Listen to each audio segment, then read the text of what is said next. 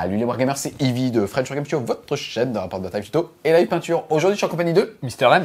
Pour le 8e volet de l'éveil psychique, l'avant-dernier à sortir avant la fin de la campagne et de l'arrivée de la V9, avec cette fois-ci un tome qui va concerner les Custodes, les Sœurs du Silence, les Assassins, la Death Guard et Fabrice Bill, une nouvelle légion pour les Space Marines du Chaos. On est sur un tome ici équitablement fourni entre le Chaos et l'Imperium, avec une bonne partie pour les Custodes qui est similaire à celle qu'on avait pour les Thousand Suns dans un des derniers PA, qui va permettre de fiabiliser certaines unités. On a envie en plus d'aller tester de nouvelles choses avec Forge World qui étoffe la gamme justement de ces guerriers dorés. Toi, pour le Chaos, qu'est-ce que t'en as pensé ? Alors, pour la partie Death Guard, aujourd'hui, ça apporte plein de bonnes choses, des nouveaux stratagèmes, beaucoup de fraîcheur. Ça va donner envie de jouer de nouvelles unités et de renforcer certaines qu'on connaissait déjà. Ça va pas rendre la Death Guard incontournable et forcément, on va dire, parmi les codex les plus forts qu'on connaît aujourd'hui, comme par exemple le Space Marine, qui reste encore une armée très forte. Mais en tout cas, pour le joueur Death Guard, je pense que tu as beaucoup de choses à faire et beaucoup de tests, donc pour ça, c'est super bien. Sur la partie Fabius Bill... Fabrice Bill. Pardon, c'est vrai. Pour notre copain Fab, il n'y a pas beaucoup de pages consacrées finalement à ce codex alors qu'il est en couverture, enfin ce Psychic Awakening.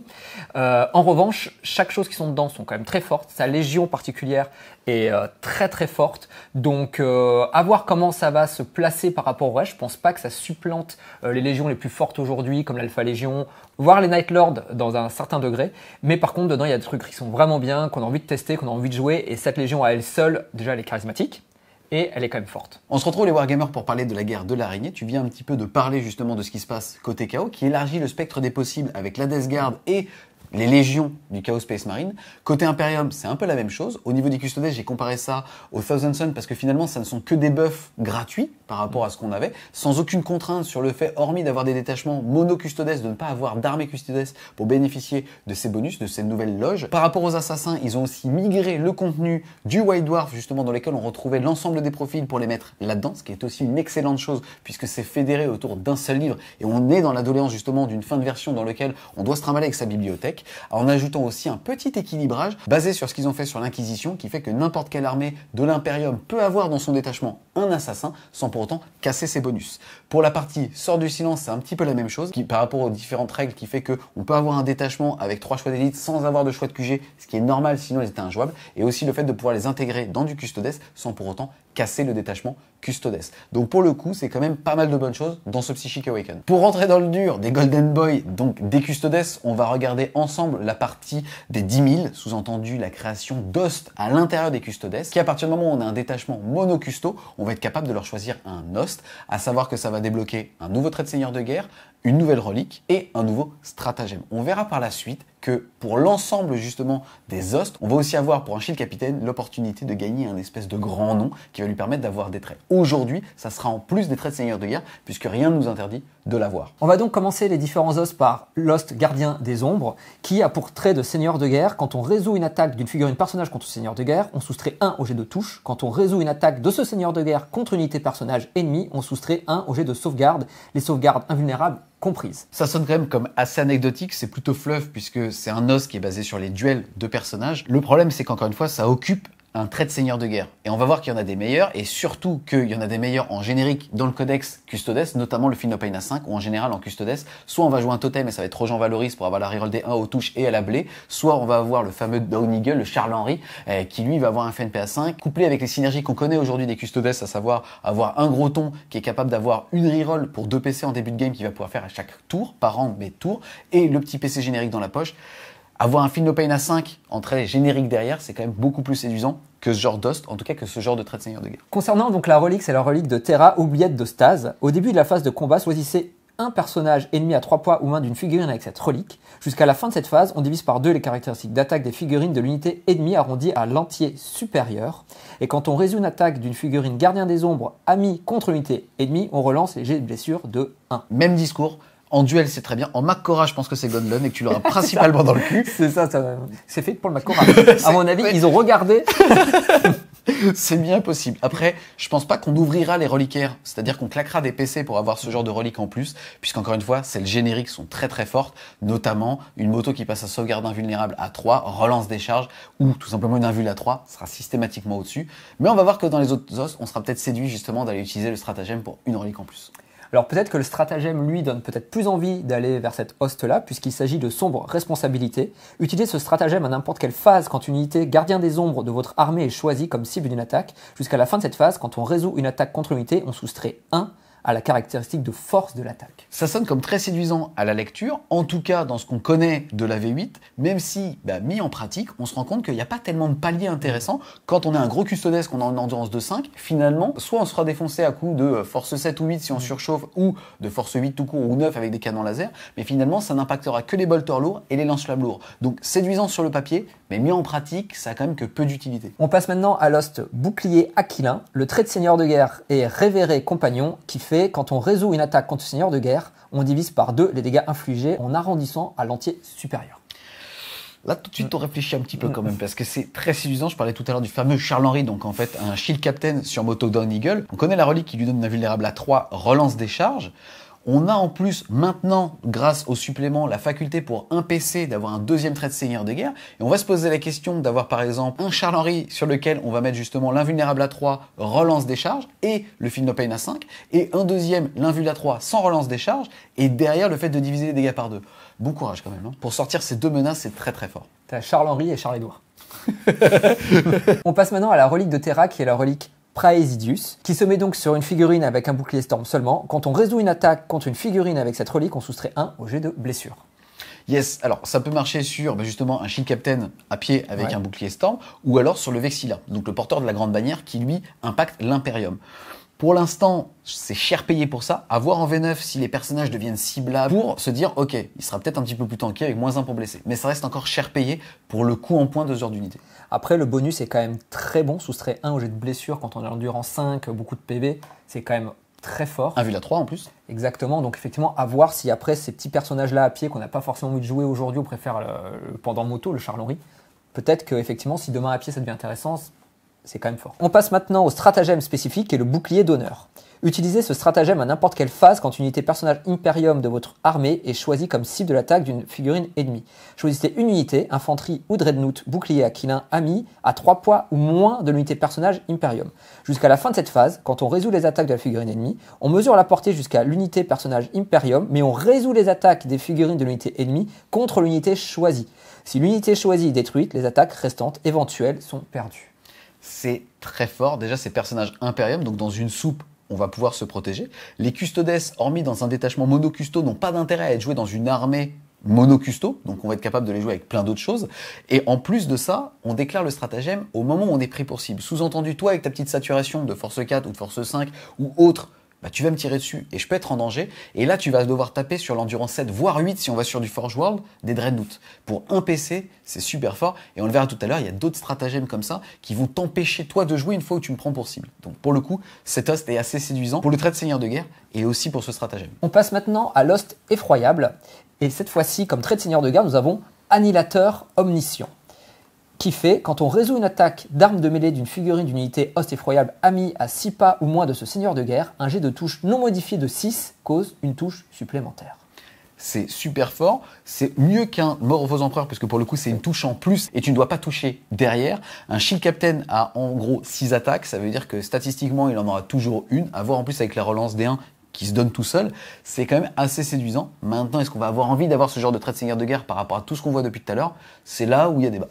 Sachant que quand même, les unités à 6 pas bénéficient aussi de ça. Donc ça veut dire que toutes les unités à côté de ton personnage vont aussi avoir des touches en plus. Ça va t'encourager à jouer accompagné, et c'est ce qui va très bien avec cet host, puisque on a tout ce qui se présente derrière. On passe effectivement à la suite avec la relique spécifique, qui est une hache qui a 2 profils. Un profil de tir qui tire à 24 pas pour un tir rapide 1, force 4, PA-1, dégâts 2. Et le profil de mêlée qui permet de frapper à force plus 3, PA-3, dégâts 3 flat. Et alors c'est rigolo parce qu'il n'y a pas de modification au niveau de l'arme de tir. Par contre au corps à corps, et c'est la doléance principale des custodes, c'est que là pour le coup il n'y a pas de D3, c'est directement 3 dans ta gueule, c'est propre, efficace, c'est custodes. On termine cet host avec le stratagème qui sonne comme quelque chose de quand même très fort, qui s'appelle Lueur Dorée. T'as vu, j'ai fait le...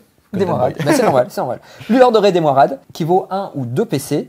Utilisez ce stratagème au début de votre phase de charge. Choisissez une unité host effroyable de votre armée qui s'est téléportée au combat à ce tour pour 1 PC, ou jusqu'à 3 de telles unités pour 2 PC. Jusqu'à la fin de cette phase, quand vous faites un jet de charge pour ces unités, jetez un D6 supplémentaire et défaussez un des D6. C'est putain de fucking fort. Déjà parce que souvent, l'ordre des charges a un intérêt puisqu'on garde son petit PC dans la main de relance. Exactement. Et si on le fait mal ou si on déchatte, c'est compliqué, on charge tout seul. Là, c'est super confortable de se dire 2 PC, 3 unités, c'est ouf. On rappelle qu'on peut mettre toutes les unités en FEP grâce au stratagème générique, notamment les motos. Donc ça, c'est très fort, surtout qu'on est sur un codex un petit peu old school. Donc c'est un nombre de PC, quelle que soit la taille de l'unité. Donc ça, c'est très fort. Donc on peut imaginer les motos accompagnées d'un Shield Captain à pied avec la hache, qui fait qu'il va être dégâts flat 3. Et aussi, on commence à avoir une putain de synergie autour des Alarus, des Terminators Custodes, puisque eux, on le rappelle, ils ont comme stratagème le fait de pouvoir sniper les personnages. Et on les joue pas forcément, puisque c'est toujours difficile de rentabiliser une unité qui est bonne partout. Tu sais, on aime bien en général les unités très spécifiques, puisque c'est plus facilement rentabilisable dans un rôle. Et là, on se dit, on va être capable d'arriver, de tirer avec cette hache en ciblant un personnage, et donc avec son arme d'assaut D3, et en plus, là, on va être capable de charger derrière. Et quand on voit que derrière, on va être avec des haches sur ces Alarus, là, ça va rigoler zéro. On va être capable de charger beaucoup plus facilement avec toutes les unités qui arrivent en FEP. C'est très, très, très fort. Je commence à parler un petit peu justement du sniping de perso parce que ça va devenir les spécialistes. On y reviendra quand on parlera des stratagèmes génériques. Là, c'est chéri, ça va trancher. Tu m'as dit pas encore. On passe ensuite à l'hoste de garde solaire. Elle a un nom cool, mais malheureusement, elle est quand même un petit peu en dessous des autres. Ça va être comme trait de seigneur de guerre, coup de serre, le fait de donner à son seigneur de guerre et aux amis custodes de la même hoste à 6 pouces, le fait d'avoir plus en mouvement et quand on advance, de transformer ses armes à tir rapide en assaut, donc d'avoir un malus de -1 pour toucher. Ça peut paraître assez séduisant d'avoir un gameplay assez agressif là-dessus, mais on se rend compte qu'on a peu d'armes à tir rapide, en tout cas les haches, les lances, peut-être en effet les motos, mais quand on bouge de 14, on arrive facilement à arriver à 12 pouces pour pouvoir justement passer son tir rapide 6 à 12 tirs avec justement ces bolters Hurricane.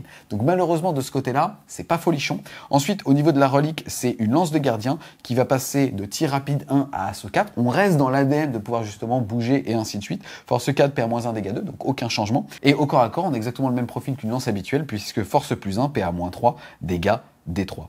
Ensuite, au niveau justement du stratagème, ça va être un stratagème à 0 PC. C'est donc à nous de le déclarer à partir du moment où une unité de cette hoste tue un personnage. Alors le prochain stratagème utilisé par l'adversaire lui coûtera un PC supplémentaire. Exemple, tu tues un personnage, il te dit honneur du chapitre, je veux te retaper. Tu dis ok, tu fais ça déjà, je pense que c'est important de le faire. Tu passes de 2 à 3 PC, mais ça reste quand même assez situationnel. Oui, mais t'as fait quand même. C'est vrai. Je vais jouer que celle-là. Dernière hoste couverte par ce supplément, ça va être les émissaires Imperatus. C'est clairement un hoste quand on joue une soupe. On va avoir comme trait de seigneur de guerre la voix de l'empereur. Tant qu'elles sont à 9 pouces ou moins de ce seigneur de guerre, les unités Imperium peuvent utiliser sa caractéristique de commandement. Et en plus, ajouter 3 pouces à la portée d'aptitude de ce seigneur de guerre. En relique, on va avoir la relique de Terra. C'est le Vexilla Domitus, qui est en gros celui générique qui nous permet, quand on est Imperium, de relancer cette test de morale quand on est à 6 pouces ou moins de cette figurine. Là, en plus, les figurines de cet os, donc Custodes uniquement, compte pour 3 à l'unité sur les objectifs. En général, on joue les taxes pour avoir un bataillon où on va avoir 3 fois 3 gardes. Ici, en l'occurrence, c'est l'équivalent de 9 PV par unité sur objectif. Et en général, il n'y a pas souvent 9 mecs qui survivent sur un objectif à 3 pouces d'un custodes. Après, alors là-dessus, c'est vrai que ça semble comme moins séduisant par rapport à tout ce qu'on a vu pour le moment, notamment le trait de seigneur de guerre. Même si on joue une soupe, aujourd'hui en tout cas, le moral est pas assez impactant sur une partie pour se dire on va aller chercher spécifiquement ça. Maintenant, c'est comme tout, on parle, on est en fin de 8, il faudra voir en V9. Si jamais, effectivement, comme c'est dit, le commandement, la phase de morale aura un impact plus fort et moins binaire en tout cas que ce qu'on a aujourd'hui, ça vaudra peut-être le coup quand on joue Imperium d'aller chercher ça. D'autant plus qu'avec la relique, du coup, le rayon passe à 9 pas. Donc c'est vrai qu'on a vraiment une bulle de fiabilisation de morale qui est très forte grâce à ça. C'est important de garder le sourire. Et enfin, pour conclure sur cet host, c'est un stratagème qui vaut un PC qu'on utilise à n'importe quelle phase, donc ami, ennemi, tout ce qu'on veut. Ça va nous permettre d'ignorer la sauvegarde de couvert, d'ignorer les malus à la touche, à la blessure et à la pénétration d'armure. Donc on peut imaginer que dans un futur proche, ce genre de mécanismes de malus vont se répandre et que les custodes, en tout cas, auront un palliatif à ce genre de frustration. On enchaîne ensuite avec l'excellente surprise de trouver des stratagèmes en plus. Les custodes étaient PC dépendant et c'était assez frustrant puisque pour le coup en V8 on allait chercher soit justement une pharma PC avec de l'Imperium ou alors on allait chercher un détachement de type bataillon. Avec la V9 et en tout cas de ce qu'on sait des détachements, ça sera beaucoup plus facile d'aller justement chercher dans cet arsenal de stratagèmes justement des petits combos. C'est plutôt positif. On va avoir le premier 10 000 héros pour un PC, le fait de pouvoir avoir un deuxième trait de seigneur de guerre.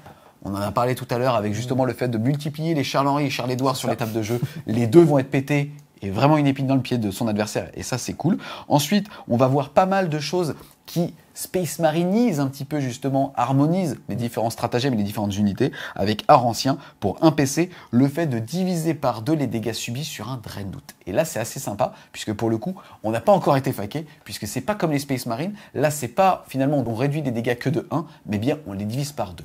Et on n'oublie pas encore une fois que quand on joue Custodes, on a les moyens, on va chez Forge World et qu'on a un Dreadnought qui a Endurance 8. Ça commence à être pas mal quand on a une invulnérable soit à 4 avec son Endurance 7, soit à 5 avec son Endurance 8, de se dire diviser les dégâts par 2, c'est quand même assez fort. C'est assez salé. Ensuite, on va avoir Alchimie Génétique qui pour 2 PC, tout comme dans justement l'Astartes, doit n'être blessé que sur du 4, 5, 6 et jamais en dessous. Qu'est-ce que tu en penses de celui-là ? Alors celui-là, il sonne comme fort, hein, comme tout ce qu'on a vu jusqu'à présent. Maintenant, c'est vrai que sur des figurines qui ont déjà une endurance de 5, en termes de palier que ça permet d'enlever, c'est moins puissant que sur du Space Marine.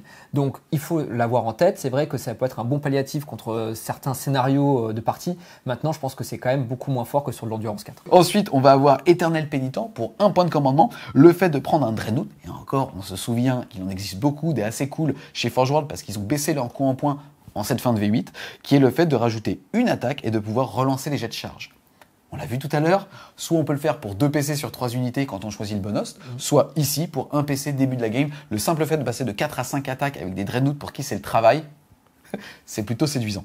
Ensuite, on va avoir Vengeance de l'Esprit Machine pour 2 PC. On rattrape encore une fois l'Astartes. C'est le fait que quand on est un véhicule et qu'on a justement la règle Esprit de la Machine, on va pouvoir, quand on est détruit, pouvoir tirer avec une arme.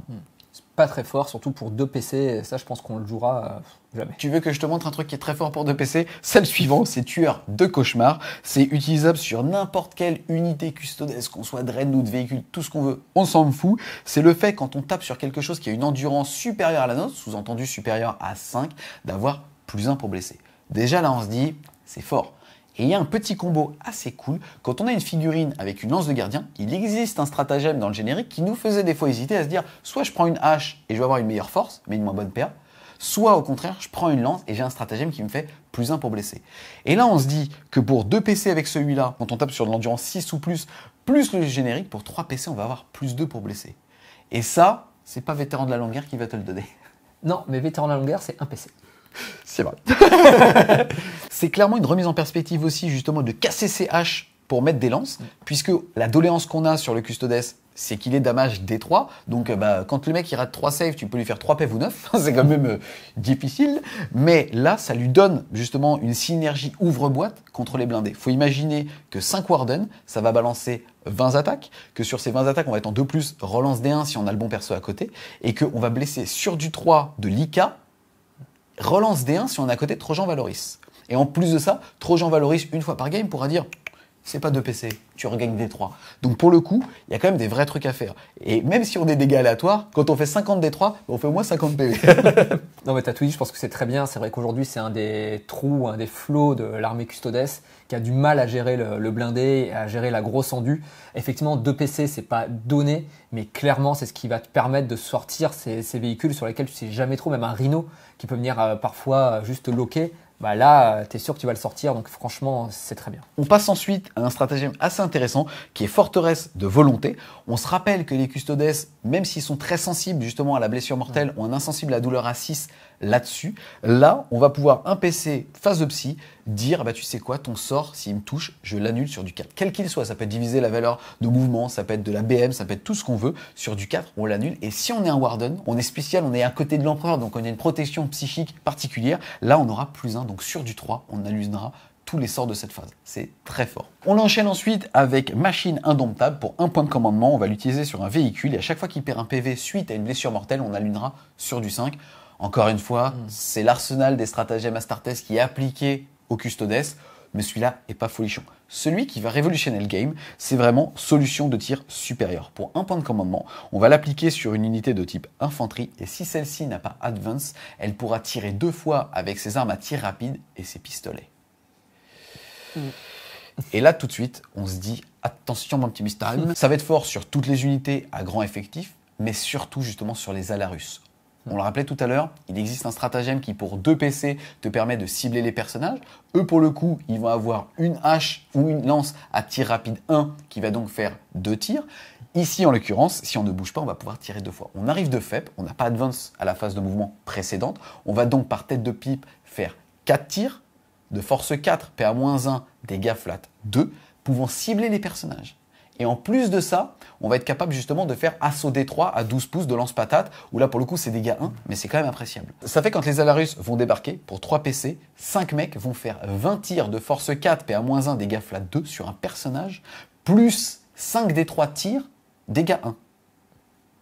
Ça rigole, 0. Si en plus on veut vraiment se la péter et monter à 5 PC, ils pourront relancer leur charge avec leurs potes. C'est super cool quand même. Ah bah là, tu snipes un prince démon. Hein. Donc, non, c'est très fort, effectivement. Et puis... Je trouve pas ça cool, lui. Non, en fait, je trouve ça nul. On continue avec Auspice de l'Empereur pour 2 points de commandement. Use ce stratagème à n'importe quelle phase, ami ou ennemi. Donc, quand une unité Adeptus Custodes de votre armée est choisie comme cible d'une attaque, tir corps à corps, encore une fois, jusqu'à la fin de la phase, quand on résout une attaque contre l'unité, votre adversaire ne peut relancer aucun dé de l'attaque. Et c'est quand même assez rigolo puisqu'on se rend compte qu'il y a des nouveaux mécanismes qui arrivent en cette fin de V8. On avait vu justement les volants Mechanicus qui annulaient les bulles et là on annule tout simplement les relances sur une unité. C'est quand même assez séduisant comme nouveau mécanisme. C'est cher puisque c'est quand même 2 PC. C'est 2 PC, mais franchement, ça va mettre dans le vent, par exemple, quand tu joues les Space Marine, qui ont effectivement leur personnage qui permet très souvent, ce qu'ils vont claquer le PC pour pouvoir faire des full reroll. Tu joues contre aussi du SMC, qui aujourd'hui a pas mal de stratagèmes qui permettent de faire du full reroll. Franchement, c'est vraiment très bien. Alors, c'est cher, mais ça nullifie quand même la stabilisation finalement. Et quand tu as une unité qui est derrière, qui est de l'endu 5, de la 2+, voire de la 3+, invulnérable, ainsi de suite, le mec, tu enlèves tous ses rerolls, ça change tout hein, sur les stats. Hein. Ouais, complètement. Autre chose qui change tout sur les stats, c'est le vétéran des parties de chasse. Ça va coûter 1 PC sur unité de 5 figurines ou 2 PC sur plus. Et en gros, quand on fait un jet de touche au tir, un jet de 6 non modifié fera une blessure directe. Encore une fois, ça va nous encourager à jouer les motos puisque c'est vraiment l'unité de saturation et d'agression par excellence. Là, on va se dire que pour 2 PC, on vient en faible, on va pouvoir relancer les jets de charge et ainsi de suite, tout ce qu'on a vu tout à l'heure. Et en plus de ça, à 12 pouces, 5 motos pour être pile poil à un PC et pas 2, c'est en général ce qu'on joue quand on joue des motos. On va quand même faire 60 tirs, donc 10 blessures auto sur n'importe qui. Ça veut quand même dire potentiellement 3 PV direct à un Nika. C'est quand même assez cool, en tout cas, dépendamment de sur qui on va taper, de pouvoir le faire. On l'a vu tout à l'heure, on a besoin d'ouvre-boîte quand on est custodes, et quand on est que force 4 avec la plupart de ses armes de tir, on crache pas sur ce genre de synergie. Pour finir avec les stratagèmes, on va avoir munitions archéotechnologiques pour un PC, qui est quand on a une arme à dégâts D6, le fait de pouvoir jeter 2 dés et retenir le meilleur. Au niveau de l'arsenal custodes, ça va avoir un des Dreadnought Forge World, et aussi et surtout les Land Raider custodes, qui sont équipés de 4 tirs de canon laser. Donc quand on fait 4 tirs en 2+, potentiellement relance D1 et que derrière on peut aussi tout blesser à 3+, relance D1 si on est à côté de Trojan Valoris, se dire que là on va pouvoir à chaque fois jeter 2D6, ça va assurer une fiabilisation de dingue au niveau des dégâts et c'est quand même assez séduisant. Ensuite on va avoir pour un PC Auramite et Adamantium, pour un PC le fait pour une unité Terminator, donc on va avoir les Alarus, les personnages qui sont en armure Terminator et aussi les Terminator Forge World, le fait d'ignorer la PA-1 et la PA-2. Et là pour un PC c'est golden. Hyper fort. Et pour finir, on va avoir Fraternité de héros pour un PC, le fait de pouvoir être considéré comme un personnage avec n'importe quelle unité custodes et donc pouvoir faire des interventions héroïques à 3 pouces de l'ennemi. C'est fort parce que situationnel et en tout cas on l'a dans la besace pour un PC. Maintenant il y a quand même peu de personnes qui restent à 3 pouces d'un custo. C'est sûr, juste pour revenir quand même sur ton stratagème juste au-dessus pour bien prendre conscience qu'aujourd'hui, l'un des défauts on va dire, du Custodes, c'est vraiment la saturation PA-1 voire PA-2, vu que souvent tu as une 3+ invulnérable et tu as 2+. Donc c'est vraiment ce que tu veux éviter au maximum, et c'est vrai que d'avoir ça dans son arsenal, alors effectivement c'est pas contre toutes les armées, mais aujourd'hui quand même le jeu tourne autour d'un arsenal qui a beaucoup de saturation à PA-1, PA-2, le Space Marine, mais pas uniquement.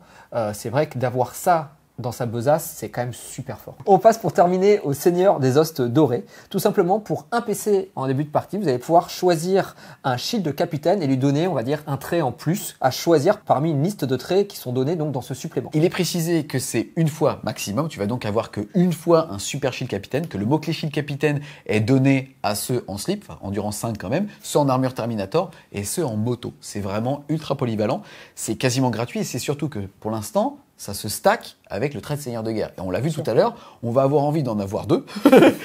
Et il y en a un qui sera sévèrement burné quand même. Là, c'est le charlerie plus plus. Alors, parmi les traits à choisir, il y en a un qui s'appelle Pourfendeur de l'impur, qui permet quand on fera des jets de 6 pour blesser, de jeter 2 fois les dégâts de l'arme, donc 1d3 deviendra 2d3.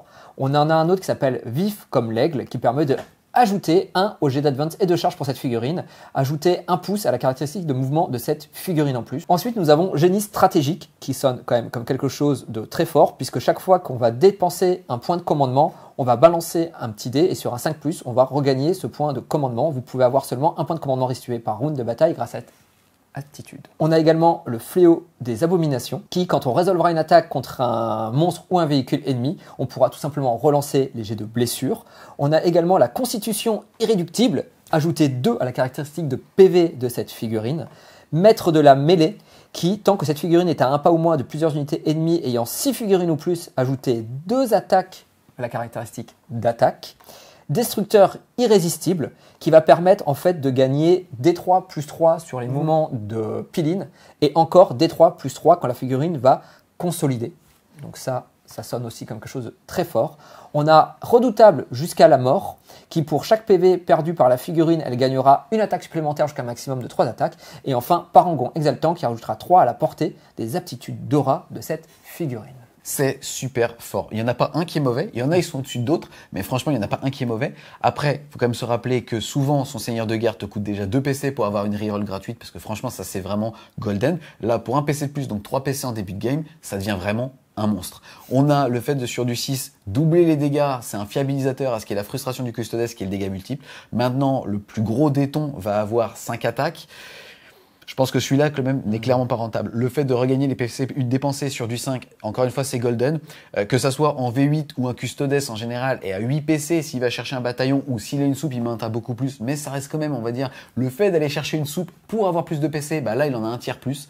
C'est super fort. Le fait de monter son nombre d'attaques à 2, bah, ça change aussi le rôle de son seigneur de guerre et ça le fait passer à 7 attaques. Attention, il faut qu'il charge des unités de primaris, ce genre de choses, mais ça reste quand même super fort. Pour moi, le plus fort, c'est clairement celui qui te permet, au moment de ton mise en contact et de ton pile-in, de faire 3 pouces plus D3 et de ne pas avoir à te rapprocher. C'est-à-dire qu'en gros, tu vas déclarer en charge toute la terre et tu vas dire « Ok, je t'impacte ici, mais je vais te taper là-bas. » C'est super, super fort. Faut savoir qu'un Charles-Henri, il a 7 PV. On peut aussi en rajouter 2. Il passe à 9. Il reste sous la barre des 10 PV, donc n'est toujours pas ciblable. Et encore une fois, quand tu es un mec qui te ressemble un petit peu et qui va derrière avoir invulnérable à 3, Philopane à 5 avec un trait de seigneur de guerre générique et derrière 9 PV, lui, tu le tues même plus en fait. Non, c'est horrible. Je pense que l'adversaire, il voit ça, déjà, il vous déteste. Déjà, il n'appellera jamais ses mômes Charles-Henri ou Charles-Édouard. C'est vrai, ça c'est fini. Après, ce qu'il faut voir, peut-être, pour remettre un peu en perspective, ce sera peut-être sur cette V9, vu qu'on aura plus de points de commandement, est-ce qu'on aura besoin d'en regagner un peu plus? Peut-être, de toute façon, c'est jamais, on n'en a jamais trop des points de commandement, mais bon, peut-être qu'on en aura moins besoin que maintenant. Donc ça, c'est à voir. Et puis pareil, sur le système de peeling et de consolidation, comment ça va se passer. Et c'est dur de se projeter. Après, ce qui est sûr, c'est que pour un PC, ça ouvre un éventail de possibilités qui est vraiment énorme. Et ça, c'est vraiment super. La seule lance qu'on va avoir en compétitif pour l'instant, c'est le fait que ça doit être écrit sur la liste. Donc il n'y a pas de latitude d'adaptation dépendamment de son adversaire. On quitte les hommes dorés, mais on reste un petit peu dans les détachements justement qu'ils peuvent faire, puisqu'on va passer au cadre de Sœurs de Silence. C'est le fait d'avoir pareil rapatrié l'index et tout ce qu'on avait pu voir justement au niveau des White Dwarfs dans ce supplément, avec une harmonisation du coup en point qui était elle-même faite depuis le chapter approve. On va rappeler les aptitudes justement de ces Sœurs du Silence, puisqu'elles vont avoir chasseuse de sorciers, le fait quand on cible un psyker de pouvoir relancer les jets de blessure au tir et au corps à corps, donc ça pour le coup c'est plutôt pas mal. Abomination psychique, le fait est que dépendamment du nombre d'unités de Sœurs de Silence, on va avoir un malus de -1 pour chacune d'elles dès qu'un psyker à 18 pouces lance un sort jusqu'à un maximum de -4. Armée réglementaire, Serre de l'Empereur, le fait d'être pouvoir intégré dans un détachement custodes sans pouvoir le casser. C'est aussi quelque chose qu'ils ont appliqué aux assassins derrière, ce qui vient justement des inquisiteurs. Et enfin, Dame du Néant, c'est le fait, tout comme pour les assassins, quand on va chercher un détachement avec 3 élites, de ne pas avoir besoin d'un choix de QG pour pouvoir avoir un détachement valide et donc gagner un point de commandement. Alors, ce qui est intéressant là-dessus, c'est que déjà, ça donne des entrées au custodes sans casser les détachements custodes, donc de garder tous les bonus qu'on vient de dire jusqu'à présent. Et ce sont aussi des entrées qui sont pas chères du tout. Donc ça va pouvoir permettre aussi au custodes, s'il a envie d'avoir une petite unité de 5 figurines pour prendre un point sur un côté de la table, eh ben, il peut choisir ça, c'est très intéressant. On verra aussi avec la V9, est-ce qu'on aura toujours besoin de jouer des bataillons ou pas, et ainsi de suite, on verra. Mais en tout cas, ça offre cette possibilité-là aujourd'hui au custodes. À noter aussi que sur la protection anti-psy, bon, c'est quand même quelque chose que le custodes a besoin, mais les règles, on va le voir par la suite, ne sont que sur les datasheets des figurines et pas du rhino en lui-même. Donc on ne pourra pas avoir un rhino ou deux rhinos qu'on mettrait devant. T'auras pas un psyker qui est en PLS dans un parking. Exactement. Pour présenter un petit peu les Sœurs du Silence, on va être sur un profil comparable à une sœur de bataille, sauf qu'au lieu de coûter 9 points, on va en coûter 10, mais au lieu de bouger de 6, on va bouger de 7. Ensuite, c'est toujours on touche à 3 au corps à corps, à 3 au tir. Les sorts de bataille de base, c'est sur du 4 au corps à corps, sauf justement les spécialistes. On va avoir une force de 3, une endurance de 3, un point de vie, 2 attaques, un petit peu comme les spécialistes du corps à corps chez les 6 stars, commandement de 8, 9 sur le chef et une sauvegarde à 3. Ça, c'est le châssis commun de l'ensemble des sorts du silence. Ensuite, on va retrouver 3 unités. On va retrouver les Prosecutors qui, elles, ne valent que 10 points. Elles sont équipées de bolters simples, mais ont la capacité de pouvoir tirer sur les personnages. On va donc avoir des unités relativement low cost, comme tu disais, qui sont d'excellentes taxes. Pas forcément pour aller chercher des détachements, mais pour occuper le terrain. Et quand on est custodes, c'est pas forcément facile, puisqu'on a 50 points les 5. Ensuite, on va avoir le même profil, mais avec les Vigilators, qui, elles, pour le coup, vont compter 6 points de plus par tête de pipe, puisqu'elles vont être équipées d'espadons d'exécutrices, qui va faire force plus 2, donc force 5, PA-3, dégâts D3. Quand on coûte 16 points et qu'on a 2 attaques, pourquoi pas à la limite. Et enfin, le dernier profil, ça va être les Witch Seekers. Elles sont tout simplement équipées de lance-flammes, les mettant donc à 15 points pièce. Moi, pour moi, sur les 3 profils dont tu parles, vraiment, finalement, le mieux, je trouve, à titre personnel, que ce sont les moins chers. Parce que les anti-bonus pour sniper, c'est toujours bien si t'as du Psyker en face. À côté de ça, elles valent pas cher, donc ça peut permettre de prendre des points avec une 2+ de sauvegarde dans une ruine. C'est vraiment très bien. Après, les autres, elles ont plus d'impact, mais je trouve que ça nécessite d'investir plus de points dedans. C'est-à-dire forcément un rhino, avoir plus d'unités, et ainsi de suite. Est-ce qu'on a envie d'avoir des sœurs du silence pour ça, ou finalement, tout simplement des custodes? Je pense qu'on prendra plutôt des custodes, mais... à voir. On continue avec les Sœurs du Silence, mais en passant cette fois-ci sur leur stratagème. On va commencer avec Rupture Empyréenne. C'est le fait pour un PC, à partir du moment où un Psyker ami à 18 pouces arrive à manifester un sort sur du 3+, de l'annuler. Psyker ennemi. Oui.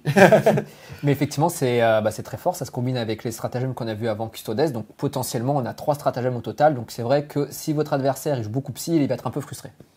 Quand est-ce que tu es dispo pour un rapport de bataille avec tes Thousand Suns? Je sais pas, 2021.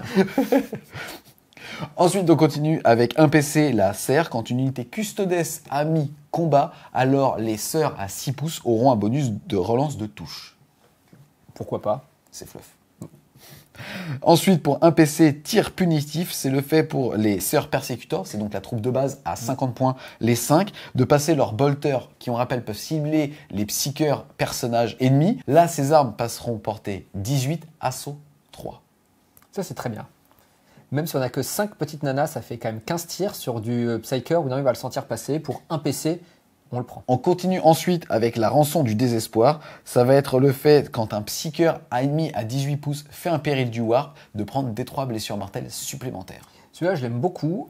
C'est un stratagème qu'on a aussi dans le codex démon, qui permet de faire la même chose. Objectivement, on le voit pas souvent, on n'y pense pas forcément tout le temps, mais quand on est en face de ça, c'est toujours pénible, parce que notamment, alors quand on joue Thousand Sun et Grey Knight, on va faire beaucoup de psy, mais même quand on a un seul Psyker, le péril du warp, le plupart du temps, on se dit bon, c'est pas grave, je vais le prendre. Mais quand l'adversaire, il peut vous mettre 2d3, il peut te one-shot, mon con. Exactement. Et là, du coup, c'est plus la même histoire. Donc c'est vrai que celui-là, il est vraiment bien.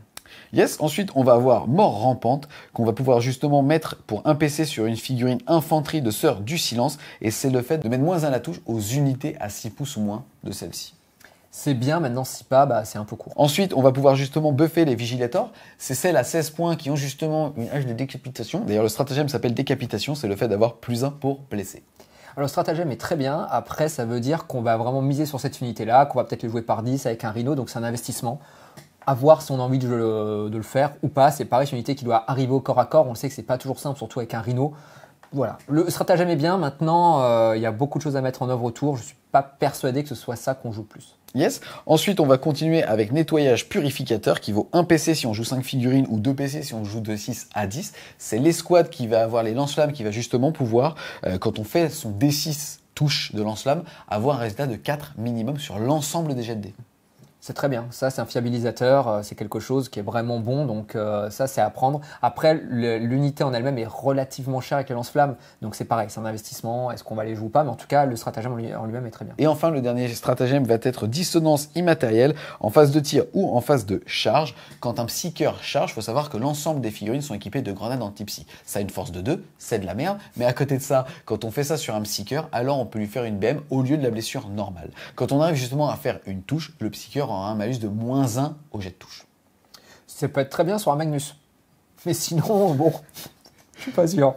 Moi, un mec qui joue Magnus, je lui casse sa figurine en faisant croire que je vais observer sa peinture et j'ai pas besoin de ça. T'es dispo quand pour un rapport de taille avec TTS 2021, tu vois. On continue dans ce PA avec la partie force d'exécution. On va donc parler des assassins et pareil, c'est un énorme boost. Les assassins, ils ont fait du yo-yo. Quand ils étaient parus l'année dernière dans le White Dwarf, c'était très très fort. Ensuite, on a vu justement que malheureusement avec le Codex qui, quand ils ont une armée full mono keyword, ils ont des bonus, ils étaient beaucoup moins joués. Là, en l'occurrence, non seulement ils ont appliqué l'augmentation du coût en points du Chapter Approve en les passant à 95 points, en plus de ça, comme ce qu'on voit depuis tout à l'heure, ils ont appliqué exactement la même chose que les Inquisiteurs. Sous-entendu, on peut en avoir un dans une liste sans casser son détachement et même son armée. Donc ça, c'est très très fort. Grâce à ça, on va les revoir. En plus de ça, ils ont un petit peu modifié justement les contraintes pour en avoir un dans sa liste. Puisque avant, il fallait avoir bien évidemment 85 ou après 95 points de renfort. Et ensuite de ça, payer 2 PC. Maintenant, c'est différent. Vous allez en introduire un dans votre liste. Et au début de la game, pour 2 PC, vous allez pouvoir justement changer d'assassin. Ça fait que une fois sur 4, eh ben, vous n'aurez pas à payer ces 2 PC. Et ça, c'est quand même assez appréciable. Bah, c'est clair, on va les revoir notamment dans du Space Marine, pourquoi pas de la Sista aussi, qui va rien perdre. Donc c'est vrai que c'est un très gros ajout. Aujourd'hui, peut-être qu'on peut se poser la question sur... Enfin, en V8, c'est très fort. En V9, vu que les personnages vont être ciblables plus facilement, est-ce que les assassins seront toujours aussi forts et nécessaires qu'aujourd'hui? Peut-être pas. Mais en tout cas, par rapport au jeu actuel, c'est clair que c'est quelque chose qui est très bien et on va les revoir dans beaucoup plus d'armées que ce qu'on avait jusqu'à présent. Donc pour 2 semaines. On va pas creuser plus loin au niveau des assassins puisque pour le coup il n'y a pas eu de changement majeur à part ceux qu'on a décrits en début de section. On va donc sortir de l'Imperium pour entrer dans la Death Guard. C'est super intéressant. Malheureusement, le Codex Death Guard a été le 2e codex à sortir au sein de cette V8 et est dans l'avant-dernier PA. Donc j'espère qu'il y a encore des joueurs Death Guard qui ont continué de les jouer. C'est une des armées majeures de cette V8 puisqu'elle était présente dans la boîte de base. Elle était présente aussi avec les éditions Atlas. Donc il y a beaucoup de personnes qui se sont lancées avec cette armée qui malheureusement en termes de gameplay, était quand même assez répétitive. Au niveau de sa méta, on avait des armées très populeuses, avec beaucoup de pox, avec des stratagèmes qui permettaient de en faire rip-hop et de ne pas pouvoir tirer sur d'autres unités. Ensuite, tout ça a été faqué et on est parti sur un méta très endurance 7, voire plus, avec des mecs en rhino, des plaques burst crawlers et enfin des tondeuses. Et enfin, avec justement les différents chapter approve qui sont arrivés, on a revu une méta Chaos Space Marine avec des plaques marines qui matcher un petit peu plus avec l'ADN qu'on avait envie de voir, puisque là, ils n'ont pas mis un POX. Et ça, c'est super cool. Maintenant, qu'est-ce que ça va apporter?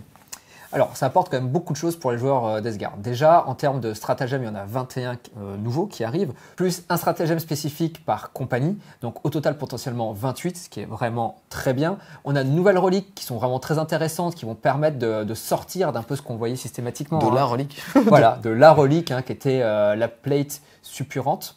Et qu'on voyait tout le temps en fait. Pareil sur les traits de seigneur de guerre où aujourd'hui il y en a des nouveaux qui sont intéressants. Il y a aussi un stratagème qui permet de rajouter plusieurs traits de seigneur de guerre comme on l'a vu. Donc c'est pareil, on va pouvoir en chercher différents et ainsi de suite. Donc pour ça c'est vraiment super. Et puis comme tu viens de le dire, quand on joue effectivement en Death Guard, c'est quand même plutôt pour jouer des Plague Marines à la base, voire les Terminators, ainsi de suite, enfin, les armées, les unités iconiques du codex. Et c'est vrai qu'avec ce Psychic Awakening, on va totalement là-dedans. Et donc pour ça, c'est vraiment hyper plaisant. On commence donc par la Légion Féconde. C'est tout simplement le fait d'avoir rapatrié les règles initialement des Astartes, puis appliquées à l'hérétique Astartes, avec tout simplement Assaut haineux, qui est le fait de gagner plus d'une attaque quand on charge, avant été chargé ou faisant une intervention héroïque. Il est précisé ici que ça ne s'applique pas aux cultistes, tout comme les légions, et aussi aux Poxwalkers.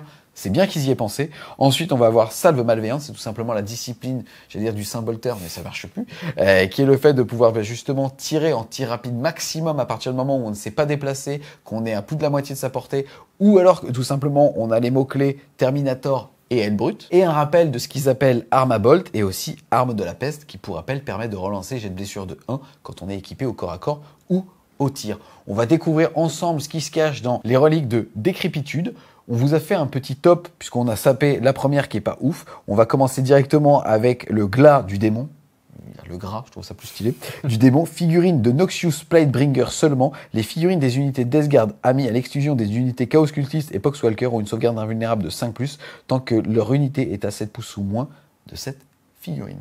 Donc c'est une relique qui est quand même relativement forte, une 5+ invulnérable sur une zone, c'est quelque chose qu'on a envie de prendre, notamment pour renforcer le côté tanky qu'on a quand on joue une armée effectivement de Death Guard. Le problème qu'on a sur cette relique, c'est que le personnage qui doit la prendre est un personnage qu'on ne joue pas habituellement, qui donne en fait des bonus sur ses jets d'advance, qui est un personnage qu'on ne voit quasiment jamais. Donc la question qu'on va se poser, c'est est-ce qu'on aura envie d'aller payer ces petits points pour derrière mettre cette relique-là et donner cette aura à son armée? Ça, c'est à voir, mais en tout cas, sur la philosophie, sur la relique en elle-même, on est quand même sur quelque chose qui est bien. Alors, on ne le voit pas souvent, mais pourtant tout le monde l'a, parce qu'il était dans la boîte de base.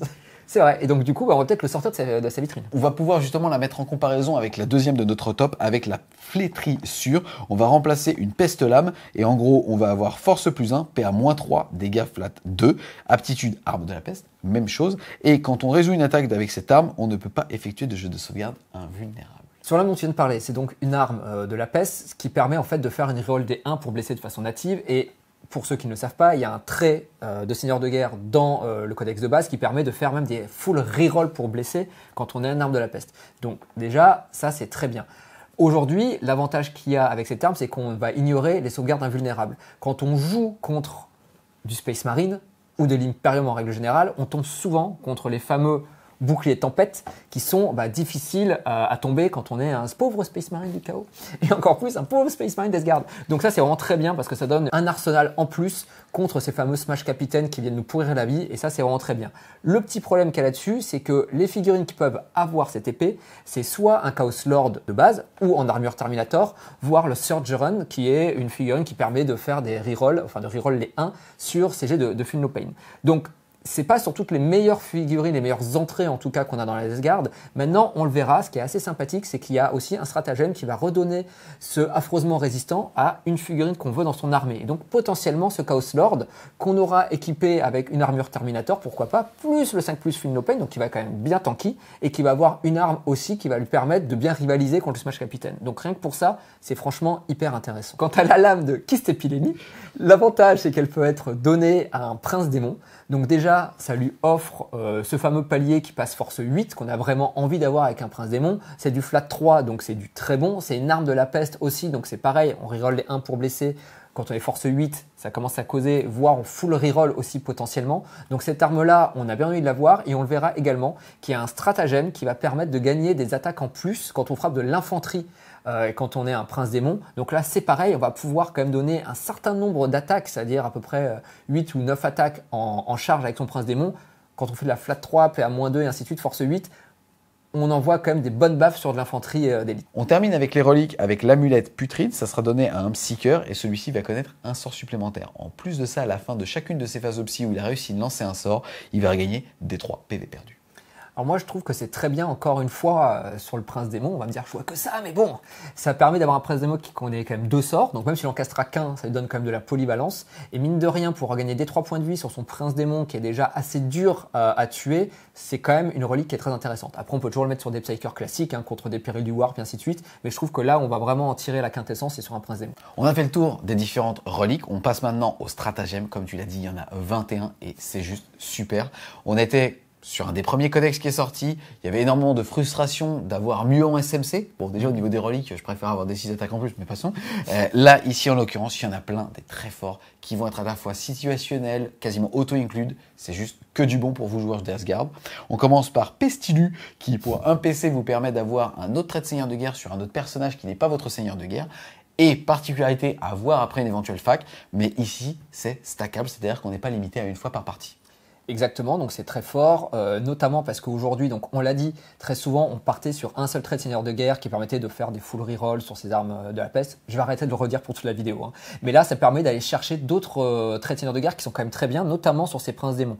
Il y a un trait de seigneur de guerre qui permet de donner +1 au Feel No Pain, donc passer un Feel No Pain à quand même à 4+, c'est bien. Il y en a un qui rajoute aussi +1 à l'endurance, donc c'est pareil, sur un prince démon, c'est très fort. Il y en a enfin un dernier qui permet de réduire de 1 les dommages subis. Donc tout ça, pareil sur du prince démon, ça permet de se dire que on peut avoir son personnage totem qu'on a envie d'avoir dans l'armée, qui va faire ses full reroll sur les armes de peste, et ainsi de suite, le garder. Et à côté de ça, avoir 2 princes démons, pourquoi pas, sur qui on va commencer à prendre ce trait-là, leur rajouter des traits de tanking et pour aller asmater l'adversaire. Donc ça, franchement, c'est vraiment bien. Les princes démons sont souvent des électrolytes, tu fais bien de le souligner, quand tu commences à en avoir plusieurs dans tes lignes, c'est difficile de les gérer. Et surtout que là, le gameplay de la Death Guard, c'est vraiment une marée qui avance, on va le voir, elle sera plus tanky, peut-être plus agressive en contre-charge et ainsi de suite. Mais d'avoir ce genre de petits crochets possibles qui, eux, vont plus vite, c'est quand même très appréciable en Death Guard. Ensuite, au niveau du stratagème, on va avoir Émissaire de Nurgle. C'est uniquement applicable sur les Lords Contagion. Et c'est le fait à 6 pouces 2 de pouvoir relancer les 1 pour toucher. Alors c'est assez sympathique parce qu'aujourd'hui c'était effectivement ce qui manquait au Lord de Contagion. Contagion, c'est pour ça qu'on jouait plutôt des Seigneurs du Chaos basiques pour avoir la reroll des 1. Donc ça c'est quand même sympa de se dire qu'on peut le jouer. À petit format ça peut être aussi intéressant. L'autre chose qui est quand même très intéressante, c'est que ce keyword on l'a sur Typhus et que du coup on va avoir un Typhus qui déjà est très bon. Et en plus de ça, va pouvoir permettre de refaire des rerolls des 1 autour de lui. Donc si on veut jouer des Pox, on va jouer Typhus. Il donne ce bonus en plus, donc ce stratagème est vraiment très sympa. Et c'est un putain de gros ton au corps à corps. Et avec la perte de ses coups en points à chaque chapter approuve, franchement, c'est vrai qu'il est très, très sudivisant. Ensuite, pour un PC, on va avoir munitions virulentes. Utilisez stratagème à votre phase de tir quand une unité de plague marine de votre armée est choisie pour tirer jusqu'à la fin de la phase. En gros, les armes à bolt vont gagner les armes de la peste. Quand on résout une attaque de cette arme contre une unité d'infanterie, un jet de blessure non modifié de 6 donne une caractéristique de dépénétration d'armure de -4. Ça, c'est vraiment super bien, c'est très fort. Donner le keyword arme de la peste, bon, bah, tout ce qu'on a vu jusqu'à présent, on a bien compris que c'était très fort. La PA-4 également. Ce qui est très intéressant sur ce stratagème-là, c'est qu'aujourd'hui, les Plague Marines, on a plutôt tendance à vouloir les jouer des Plague Marines de CAC. Parce que toutes les synergies qu'on a aujourd'hui, c'est plutôt... de la peste en plus. Exactement. Alors, on va le voir, il y a aussi des stratagèmes pour aller encore plus loin si on a envie de continuer à les jouer au CAC. Donc ça, il n'y a aucun problème. Mais par contre, si on a envie de les jouer au tir avec ses bolters et ainsi de suite, on peut. Et on a quand même un stratagème qui derrière va permettre de bien les rentabiliser. Donc là, ça permet aussi d'avoir les deux facettes sur ces Plague Marines, se dire est-ce qu'on veut les jouer au CAC, est-ce qu'on a envie de les jouer au tir. Les deux sont possibles, mais en tout cas, le stratagème est vraiment bien. Tu parles d'avoir un stratagème qui va nous permettre de les rentabiliser encore plus. Celui-ci va être salve implacable. Il va coûter entre 1 et 2 PC, dépendamment du nombre de figurines. En dessous de 6, ça sera 1. Au-dessus de 6, ça sera 2. C'est le fait d'augmenter de 1 la caractéristique de tir rapide. Tir rapide 1 se transformera en tir rapide 2. Et surtout, tir rapide 2 deviendra 3, notamment pour les Terminators. Voilà, exactement. Donc, on vient de le comprendre en combinant les 2 PC pour 3 PC potentiellement si on joue des Plagues Marines par 10 voire par 20, parce qu'on peut les jouer par 20. Aujourd'hui, on va avoir du tir rapide 2, arme de la peste, PA-4. Enfin bon, ça va raser à peu près tout ce que ça va tirer. Est-ce que ça, c'est la tête du Razer? Ouais, ça, quand je fais ça, c'est vraiment fort, quoi. Mais après, c'est 2022 pour notre rapport de bataille.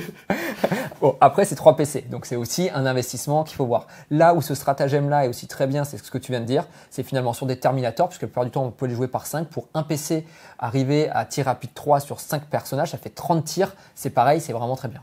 J'y ai pas pensé tout seul, je l'ai vu là.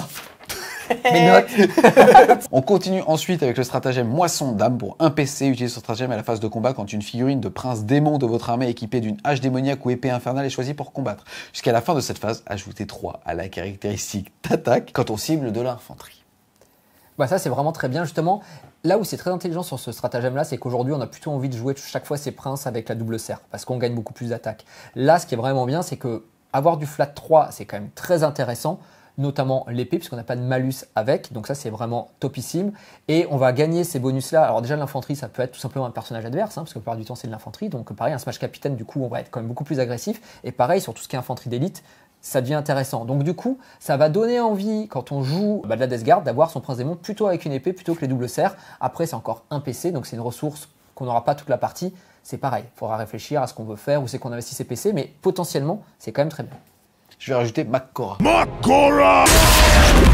On enchaîne ensuite avec épanchement infect. Utilisez le stratagème à votre phase de tir quand une figurine de full blight spawn de votre armée est choisie pour tirer. Pour un PC jusqu'à la fin de cette phase, quand vous effectuez le jet pour déterminer le nombre d'attaques de lance-peste de la figurine, jetez un D6 supplémentaire et défaussez un DD. En outre, jusqu'à la fin de cette phase, quand vous effectuez le jet pour déterminer les caractéristiques de force de l'arme, jetez un D6 supplémentaire et aussi défaussez le plus bas. On rappelle qu'il y a une arme qui est un lance-flamme qui va donc tirer à 9 pouces, qui a une force qu'on va tirer avec 2D6, qui a une PA de -3 et qui a des dégâts dégâts 3. Donc c'est aujourd'hui une figurine qu'on retrouve très souvent parce qu'elle fait vraiment très mal.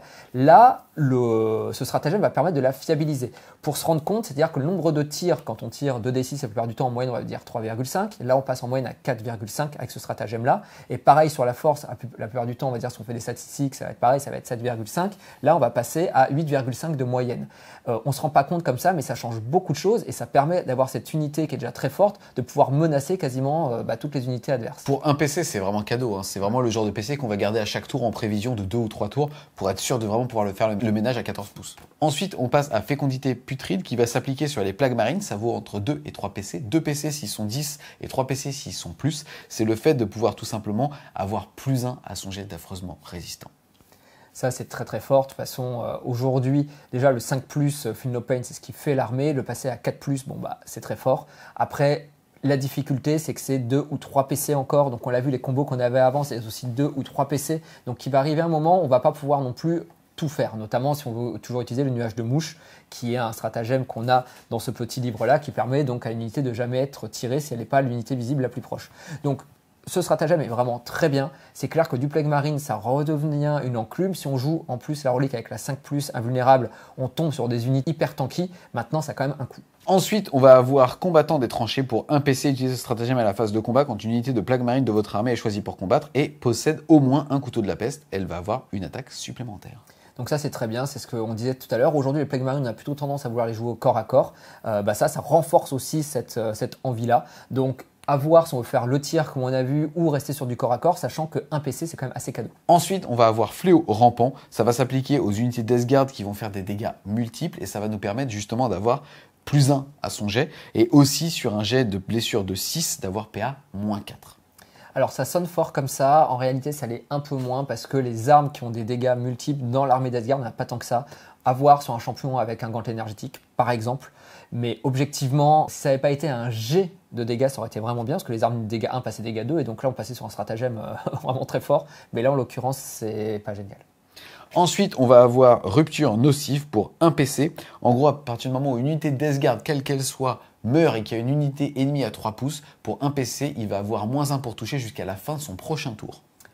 C'est un peu anecdotique, je trouve, par rapport à tout ce qu'on a à faire. Je suis pas sûr qu'on claque son PC là-dessus. Ensuite, on va avoir décoction hyper toxique pour un PC, ça va se destiner à un Plague Surgeon. Il va avoir la règle décoction hyper toxique, relancer les jets de blessure de 1-2 pour les attaques d'armes de peste des figurines des unités Death Guard à 6 pouces ou moins de celle-ci. Ça, c'est très fort.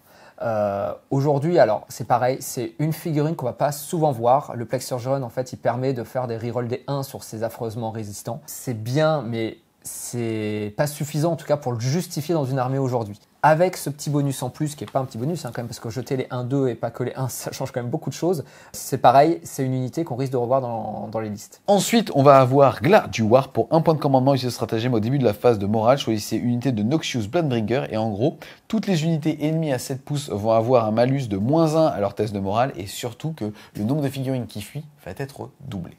En V8, c'est pas très fort, en V9, on verra. C'est sûr. Ensuite, on va avoir Éruption d'Immondis pour un point de commandement. À partir du moment où une unité de Terminator Death Guard est retirée comme perte, on va jeter un dé pour chaque unité à 7 pouces ou moins du dernier trou. Et sur 4+, l'unité ennemie subira une blessure mortelle. C'est pareil, il faut faire du 4+, c'est anecdotique, je pense pas qu'on le joue. Ensuite, on va avoir Souche Mutante, on va l'appliquer sur une unité de Poxwalker à la phase de combat. Et en gros, à chaque jet de blessure non modifiée qu'on fera en tant que Poxwalker, ça sera une BM à la place de la blessure. C'est tout. Et par contre, à chaque jet de touche de 1, ça sera une BM, mais dans notre cul de Death Guard.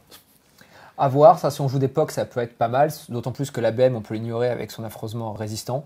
Donc c'est pas mal, mais c'est pas non plus, je pense, le stratagème de l'année. Ensuite, on passe à Miasme d'Affliction, il vaut 2 PC, et en gros, on va choisir une unité ennemie à 1 pouce ou moins d'unité de Plague Marine, et elle aura -1 à son endurance.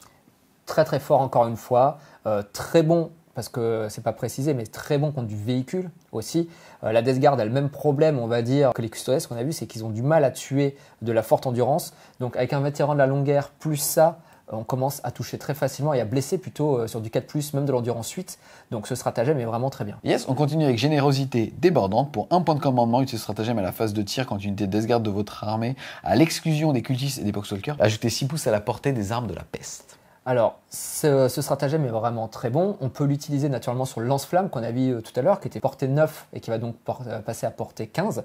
Ça change beaucoup de choses. On peut également le jouer avec un stratagème qu'on a dans le codex de base qui permet en fait de jeter des grenades à 6 pas donc et de faire des blessures mortelles chaque fois qu'on fera des 6 pour blesser, des 6+. Donc vétéran de la longue guerre, c'est sur du 5+, sachant qu'il y avait un stratagème qui marchait avec aussi un personnage qui faisait que chaque Plague Marine pouvait tirer une grenade par figurine. Donc en gros, vous avez 10 Plague Marines, peuvent tirer 10 grenades, ça fait 10 des 6. Et chaque fois qu'on fera des 5+ pour blesser si on avait été en la longue guerre, du coup, on fait des blessures mortelles. Le problème qu'on avait avec ce stratagème et cette technique-là, c'est que la portée était de 6 pouces. Donc, entre guillemets, ça peut être anticipé par son adversaire. Et un joueur qui connaît bien et qui fait un peu attention est difficilement touchable. Là, en rajoutant 6 de portée, alors c'est encore plus de PC naturellement, mais une portée de 12, ça change quand même beaucoup de choses. Et c'est vrai que du coup, ça fait un combo qui est très fort.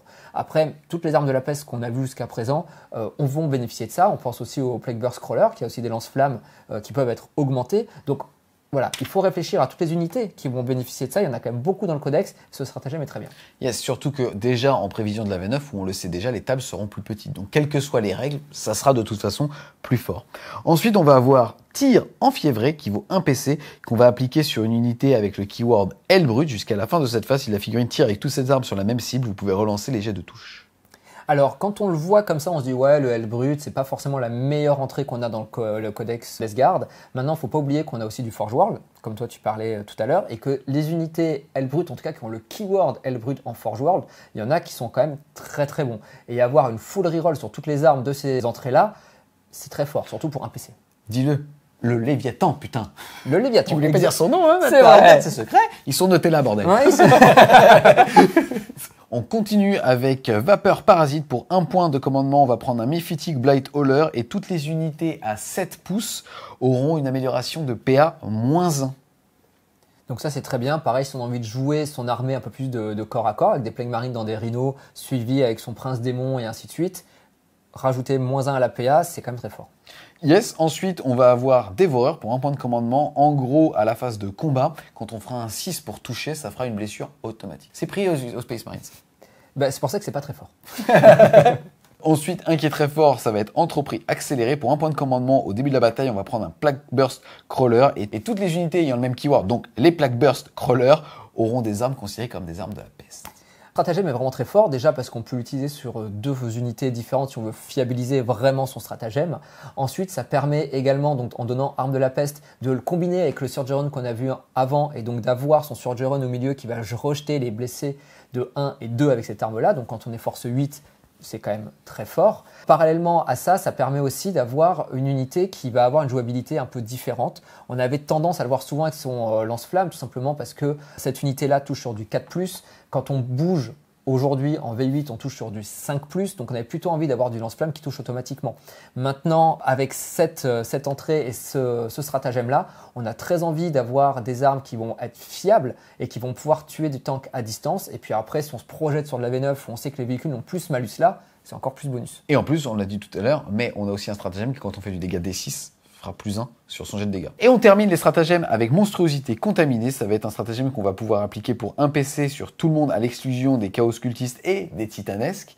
En gros, c'est le fait pour un PC quand on a 12 PV ou moins, ou 2 PC quand on en a plus, d'avoir un affreusement résistant. Ça, c'est fort. C'est vraiment très sympa. Finalement, on se demande s'ils l'ont pas mis là parce que quand le codex était sorti, il y a eu pas mal de plaintes sur le fait que, par exemple, le Chaos Lord n'est pas affreusement résistant.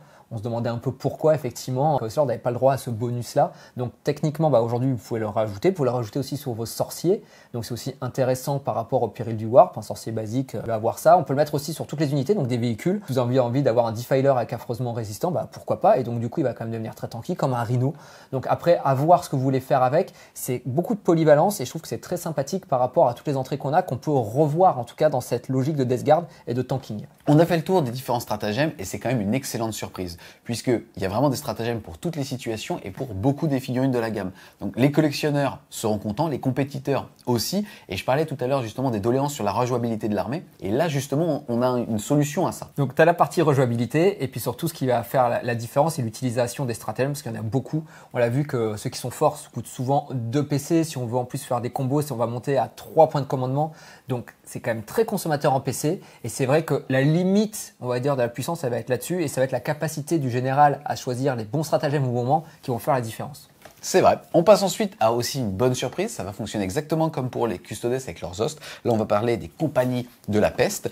Ici, il y en a 7. Elles vont fonctionner par détachement mono-compagnie. Et l'ensemble des figurines gagneront donc un mot-clé, sauf pour les Poxwalkers et les cultistes. On va donc gagner un trait de seigneur de guerre, 2 stratagèmes et une relique potentielle. On commence avec les émissaires. On va avoir comme trait de seigneur de guerre pourriture titubante. Quand une unité d'infanterie est tuée par ce seigneur de guerre, on va pouvoir ajouter un Poxwalker sur une unité à 7 pouces. Particularité, il va falloir payer en points de renfort, donc c'est toujours un petit peu plus complexe. On va payer en points de renfort si on dépasse le nombre de figurines qu'on a dans son unité de base. Maintenant, si on en a perdu 5 et que là, cette fois-ci, on en recrée 5, on ne paiera pas les points de renfort. En revanche, le petit problème, c'est que c'est effectivement les unités à 7 pas, donc ça veut dire qu'il faut que son seigneur de guerre soit pas loin de ses pox pour pouvoir derrière régénérer du pox. Bon, c'est quand même la limite. On rappelle aussi que Typhus, qui est très séduisant quand on joue des Pox, est un personnage nommé et que lui n'a pas accès malheureusement à celui-là. Au niveau de la relique, on va avoir la bombe à crâne pourrie. Ça va remplacer une grenade bubonique et en gros ça va faire à 6 pouces. Grenade 2d3, force 5, PA-2, dégâts 2, arme de la peste. Et quand on résout une attaque avec cette arme, on ne fait pas de jet de touche, elle cause automatiquement les touches. C'est pas mal. Après, on a vu toutes les reliques qu'on avait au début qui sont à mon sens meilleures. Donc de toute façon, je pense pas qu'on aille chercher cette relique. On peut noter que c'est une arme de la peste. Donc le stratagème qu'on a vu tout à l'heure marche dessus. C'est-à-dire qu'on va pouvoir ajouter 6 pas à la portée de ces grenades-là. Maintenant, malgré tout, les reliques qu'on a vues avant ou celles visibles de base sont à mon sens meilleures. Donc on n'ira pas la chercher. On passe ensuite aux 2 stratagèmes disponibles pour les émissaires, avec le premier qui va être issu des monceaux de Sharon pour 1 à 3 points de commandement. Utilisez ce stratagème avant la bataille. Choisissez une unité de Poxwalker pour 1 PC ou 2 unités de Poxwalker pour 3 PC. Vous pouvez placer les unités choisies sous terre et en gros elles arriveront entièrement à 9 pouces d'un bord de table et à plus de 9 pouces de toute figurine ennemie. C'est très bien, en fait, pour être très clair, cette compagnie-là, c'est vraiment la compagnie des Pox.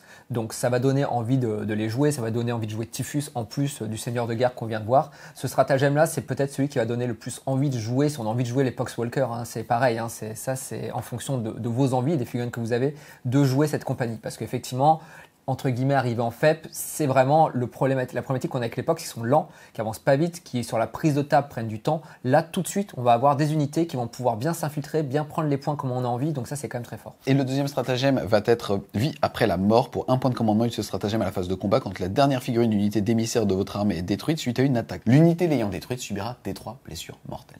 C'est pas mal. Après, on a vu qu'il y a quand même beaucoup de stratagèmes qui sont à mon sens aussi mieux que celui-là, donc je suis pas sûr qu'on l'utilise énormément. Maintenant, voilà, si vous avez des Pox et envie de les jouer, c'est clairement cette compagnie qu'il faut utiliser. La deuxième compagnie de la peste va être les inexorables. On va avoir comme trait de seigneur de guerre peste féreuse. Quand on résout une attaque d'une arme d'une figurine inexorable contre un véhicule ennemi à 7 pouces ou moins de ce seigneur de guerre, alors on améliore sa pénétration d'armure de 1. C'est vraiment pas mal. Effectivement, on l'a dit, détruire des véhicules, c'est pas forcément la spécialité de la Death Guard. Après, on verra qu'il y a des compagnies qui permettent de le faire mieux que ça. Donc, c'est bien. Maintenant, c'est pas non plus le trait de seigneur de guerre qui va faire qu'on va vouloir aller sur cette compagnie. Yes, au niveau de la relique, on va avoir la cassette de Sport Sensu, qui est que quand une figurine est détruite suite à une attaque de cette arme de mêlée, alors un véhicule à 18 pouces va pouvoir gagner 1 point de vie avec un maximum de 3 pour cette phase. C'est pas mal non plus. Après, c'est pareil, c'est un peu anecdotique dans le sens où il va falloir que son seigneur de guerre soit bien situé, que les véhicules soient autour du seigneur de guerre. Si on va au corps à corps, il faut des véhicules qui vont suivre. Ça sonne comme pas trop mauvais quand on lit, mais je pense qu'en pratique, ce sera compliqué à mettre en œuvre. Yes, ensuite au niveau des 2 PC inexorables, on va avoir le premier qui est Essence Impie, qui pour 1 point de commandement, on va utiliser ce stratagème à la phase de tir, on va choisir jusqu'à 3 unités véhicules de votre armée, jusqu'à la fin de cette phase, les unités gagnent l'aptitude avance inexorable du codex Death Guard. Donc ça c'est très sympathique, on l'a bien compris, cette compagnie-là, c'est vraiment si vous voulez jouer des blindés, hein, tout ce qui va synergiser ou casser du blindé hein, avec le trait de seigneur de guerre. Maintenant, ce qui est assez étrange, c'est que ce qui nous donne là, finalement, quand on va arriver en V9, tous les véhicules vont l'avoir de base. Donc ok, peut-être qu'on a envie de le jouer là maintenant en V8, parce que si on veut jouer s'est blindé en V8. Maintenant, d'ici quelques semaines, de toute façon, tout le monde l'aura. Donc finalement, c'est pas très intéressant. Yes, et le dernier stratagème, ça va être miasme ferreux, qui est que quand une unité inexorable est choisie pour une charge, on déclare ce stratagème et l'adversaire a -2 à son résultat. Ça, c'est vraiment le meilleur stratagème qui peut donner envie de jouer cette compagnie-là. Enlever 2 à une charge, surtout aujourd'hui, on va dire dans un méta global où il y a beaucoup de fiabilisateurs de charges, comme on l'a vu, ne serait-ce qu'avec les custodes juste avant. Pouvoir enlever -2 quand on arrive, ça va changer tout. C'est-à-dire entre une charge réussie, une charge manquée. Donc ce stratagème est vraiment très bien. Yes, on passe ensuite à l'enclume de Mortarion, qui vont nous débloquer comme trait de seigneur de guerre Gouaille Gargouillante. Quand on résout une attaque contre ce seigneur de guerre, un jet de blessure de 1 à 3 est toujours un échec sans tenir en compte des aptitudes de la figurine. Donc c'est le fameux Transhumanity du Space Marine. Pour moi, c'est ce qu'on a dit un peu sur le Custodes. C'est bien quand on lit sur le papier. Pareil, mais dans la Death Guard, c'est souvent de l'endurance 5, voire mieux. Si on prend un Prince Démon, ça a déjà du Feel No Pain à 5. C'est bien, mais je pense que même un trait de seigneur de guerre qui passe le Feel No Pain à 4+, finalement, va être mieux que ce trait-là. La relique va être le Morboulier, on va choisir une figurine talisman pour l'équiper, et en gros, quand on va résoudre une attaque d'une figurine alliée à 7 pouces ou moins de cette figurine, alors un jet de touche de 6 non modifiés fera une touche additionnelle. Ça, c'est vraiment pas mal. Le talisman, on le sait, de base, permet de faire des rerolls de touches au corps à corps. Donc c'est pareil, si on a envie de jouer soit tout simplement des grosses unités de Terminator sur table ou Plague Marine sur table, là, pareil, le talisman se réfléchit. C'est pareil comme on l'a vu sur le Surgeron ou d'autres petites figurines qu'on ne voyait pas forcément jusqu'à présent. Mais avec le stratagème ou la petite relique qui va bien, on va se dire, tiens, le personnage, est-ce que je ne vais pas le jouer? Donc ça, c'est quand même bien. Yes, au niveau des 2 stratagèmes pour l'enclume de Mortarion, le premier va être futilité de chair qui va valoir entre 2 et 3 PC, qui va s'appliquer sur une unité de Terminator. Alors l'adversaire devra réduire de 1 ses dégâts. Alors ce stratagème est vraiment super fort. Aujourd'hui, quand même, les Terminators de la Death Guard, il faut bien comprendre, ils ont une 2+ de base, une 4+ invulnérable, un 5+ Feel No Pain, et en plus de ça, ils vont réduire les dégâts de 1. Donc toutes les grosses armes à saturation qui sont dégâts 2, déjà vous les mettez dans le vent. Même celles qui sont dégâts 3 qui vous font du mal, en passant dégâts 2, il suffit de réussir un petit Feel No Pain derrière si on est un peu chanceux, pareil pour que ces Terminators ne meurent pas. Donc ça, en termes de fiabilisation et de survie des Terminators, c'est vraiment un stratagème qui est très très bon. Et en tout cas, en cette fin de V8, il coûte vraiment plus cher avec les Chapter Appro aussi. C'est vrai. Ensuite, on va avoir le stratagème Assaut Récidiviste pour 1 point de commandement. En gros, on l'utilisera sur une unité de type infanterie et celle-ci pourra faire des interventions héroïques comme un personnage. C'est pareil, c'est assez sympathique. Moi, je trouve toujours sur une unité de Terminator qu'on a faible chez l'adversaire. Si jamais il fait pas trop attention, qu'il se rapproche un peu trop, on peut faire une petite intervention héroïque. Alors c'est pareil, c'est sur du 3 pas et ainsi de suite. Si l'adversaire le voit venir, il va peut-être pas le faire. Mais malgré tout, c'est toujours une petite épine dans le pied. Je trouve que cette compagnie, si on veut jouer du Terminator, elle a beaucoup d'avantages et elle donne beaucoup de punch à ces unités-là. Donc, vous voulez jouer du Terminator, je pense que c'est cette compagnie-là qu'il faut prendre. Yes, ensuite on va avoir la compagnie des Misérables, comme trait de seigneur de guerre Peste du Dévoreur. À chaque fois qu'une figurine ennemie sera tuée par le seigneur de guerre, alors le seigneur de guerre pourra gagner 1 point de vie perdu précédemment avec un maximum de 3. Donc ça, c'est quand même plutôt pas mal. C'est pareil, sur un Prince Démon, c'est bien. Sur des sorciers qui ont pris des blessures mortelles, ça peut être bien aussi. C'est un bon trait de seigneur de guerre. Après, chaque fois, je les mets un peu en comparaison avec ce qu'on a vu avant. Est-ce qu'on préférera celui-là, plus en endurance? Je sais pas. Mais en tout cas, en lui-même, il n'est pas mauvais. Yes, ensuite, la relique des Misérables va être la faveur du démon. Ça va être une relique qu'on va donner à un Malignant de Platecaster qui remplacera son aptitude retombée pestilentielle par torrent de putréfaction. Après avoir résolu le pouvoir psychique manifesté par cette figurine, si le résultat du test psychique était inférieur à 7, l'unité ennemie la plus proche, à 7 pouces ou moins de cette figurine, subit une blessure mortelle. En revanche, si le résultat du test psychique était 7 ou plus, alors l'unité ennemie à 7 pouces subira D3 blessures mortelles. C'est donc le passage de 1 à D3. Et puis même de 1 minimum si on fait moins de 6. Donc en gros, effectivement, on va faire plus de BM. Maintenant, on a toujours le même problème, c'est que c'est 7 pas. La plupart du temps, son Psyker, on n'a pas très envie de l'exposer. Donc je pense que c'est anecdotique. Le premier stratagème des Misérables va être le voile pourri. Pour 1 point de commandement, on va l'utiliser sur un des personnages de votre armée qui n'a pas accompli de rituel démoniaque. On le rappelle, on n'a pas le droit de bouger quand on le fait. Et c'est ce qui fait que malheureusement, ça n'était pas utilisé. Là, en l'occurrence, il va pouvoir le faire après un mouvement. Et ça, c'est fort. Là où le stratagème est vraiment très fort, c'est que, comme tu l'as dit, il se fait à la fin de la phase de mouvement. Donc on peut très bien imaginer un personnage qui va arriver en FEP, qui va pouvoir utiliser ce stratagème pour après invoquer des plaques du codex démon, et donc pouvoir prendre des points, pour pouvoir faire après des cordons si on a envie de le faire. Et là, tout de suite, l'invocation devient très intéressante. En plus, on fiabilise énormément. C'est-à-dire que potentiellement, pour pouvoir invoquer, on va dire, 30 plagues, c'est très compliqué. Il faut un 11 sur son jet de dés, ce qui n'est pas facile. Maintenant, avec le 6 de base, une chance sur 3, malgré tout, de le faire. Et même si vous ne le faites pas, vous pouvez invoquer 20 plagues, ce qui n'est pas non plus déconnant. Donc rien que pour ça, vraiment, je trouve que c'est très intéressant. Et puis même à minima, si on veut juste invoquer un petit QG des démons de Nurgle qui va pouvoir donner plus à la force des armes de toutes les machines démons, toutes les machines, tout ce qui a le keyword démon en tout cas dans le codex Deathguard, bah, c'est aussi intéressant, c'est pas très cher, c'est un petit combo. Franchement, ce stratagème est très bon. Yes, et le deuxième va être Sétuble bien fait. Un PC utilise stratagème avant la bataille. Choisissez l'unité psycheur de votre armée jusqu'à la fin de la bataille. Quand un test psychique est effectué par la figurine, vous pouvez relancer un DD. Vous ne pouvez utiliser ce stratagème qu'une seule fois. Donc ce stratagème est vraiment très bon parce qu'il permet de fiabiliser effectivement sa phase de psychique, notamment pour le miasme. Ce qu'il faut bien voir avec ce stratagème-là, c'est que pour faire 7 ou plus sur 2d6, on passe à 84% de chance d'y arriver. Donc c'est vrai que là, tous les sorts qu'on a en Deathguard, on va pouvoir les fiabiliser et ça, pour ça, c'est vraiment très bien. Yes, on passe ensuite aux pesticismes, qui sont un nouvel host. Eux aussi sont deux. On va avoir comme trait de seigneur de guerre flux sanguinolent. Quand on résout une attaque d'arme de mêlée d'une figurine pesticisme amie contre une unité d'infanterie ennemie, tant que l'unité de la figurine est à 7 pouces ou moins de ce seigneur de guerre, on améliore de 1 la pénétration d'armure. Ça c'est pareil, c'est très bien, on l'a vu tout à l'heure. C'est vraiment un bon trait de seigneur de guerre. Donc celui-là, on aura peut-être bien envie de le prendre. Pareil, avec grâce au petit trait qu'on peut avoir avec un PC au début.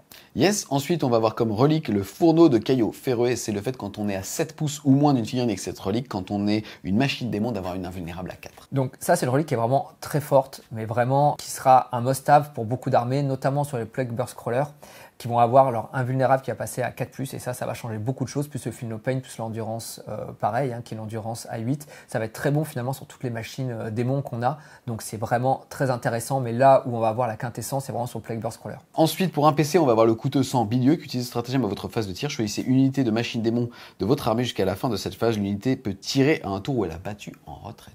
Ça c'est pareil, c'est très bien. Je veux reparler encore des Plague Burst Crawlers, mais pareil, quand on est canon entropie, aujourd'hui on va plutôt avoir envie de le faire pour pouvoir continuer à tirer sur des véhicules et pouvoir bien rentabiliser son arme. Donc ça c'est vraiment très intéressant. Et même en prévision de l'éventuelle prochaine version sur laquelle en fait on pourra tirer au corps à corps, là on pourra tirer sur n'importe qui. C'est quand même la différence et le gain qu'on va avoir sur ce genre de stratagème. Et enfin, le dernier stratagème des pesticismes, ça va être le flux apaisé qui vaut 1 point de commandement. On va l'utiliser en phase de combat. Quand une figurine ennemie a été détruite suite à une attaque d'une figurine de machine démon pesticisme de votre armée, la figurine récupère alors des 3 PV perdus. Donc ça c'est pareil, hein, c'est vraiment très sympa, ça permet de régénérer ces machines. C'est Plague Burst Crawler encore, hein, si on va parler dessus, mais c'est vrai que du coup on arrive sur des unités qui sont très tanky, qui peuvent être soignées, qui vont régénérer, qui vont être difficiles à être tuées, donc c'est vraiment très très bien. Yes, ensuite on va passer au Pather, avec comme trait de seigneur de guerre le bourdonnement. Quand on effectue un test de morale pour une unité ennemie à 12 pouces ou moins de ces seigneurs de guerre, alors on aura un malus de -2. Donc effectivement c'est un trait de seigneur de guerre qui est relativement faible aujourd'hui en V8. Comme d'habitude, est-ce qu'en V9 ce sera bien seul Dieu le sait. J'avais pas vu que t'avais les yeux verts. Comme Nurgle. C'est vrai? C'est vrai. C'est vrai.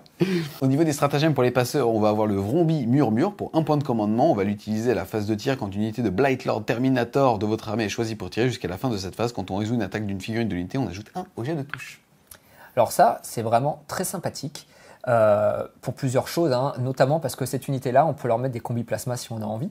Donc on peut quand même arriver avec des combis plasma qui touchent sur du 2+, c'est pas déconnant. On peut aussi le combiner avec le stratagème qu'on a vu avant qui vont arriver avec des tirs rapides 3 si on est sur du bolter.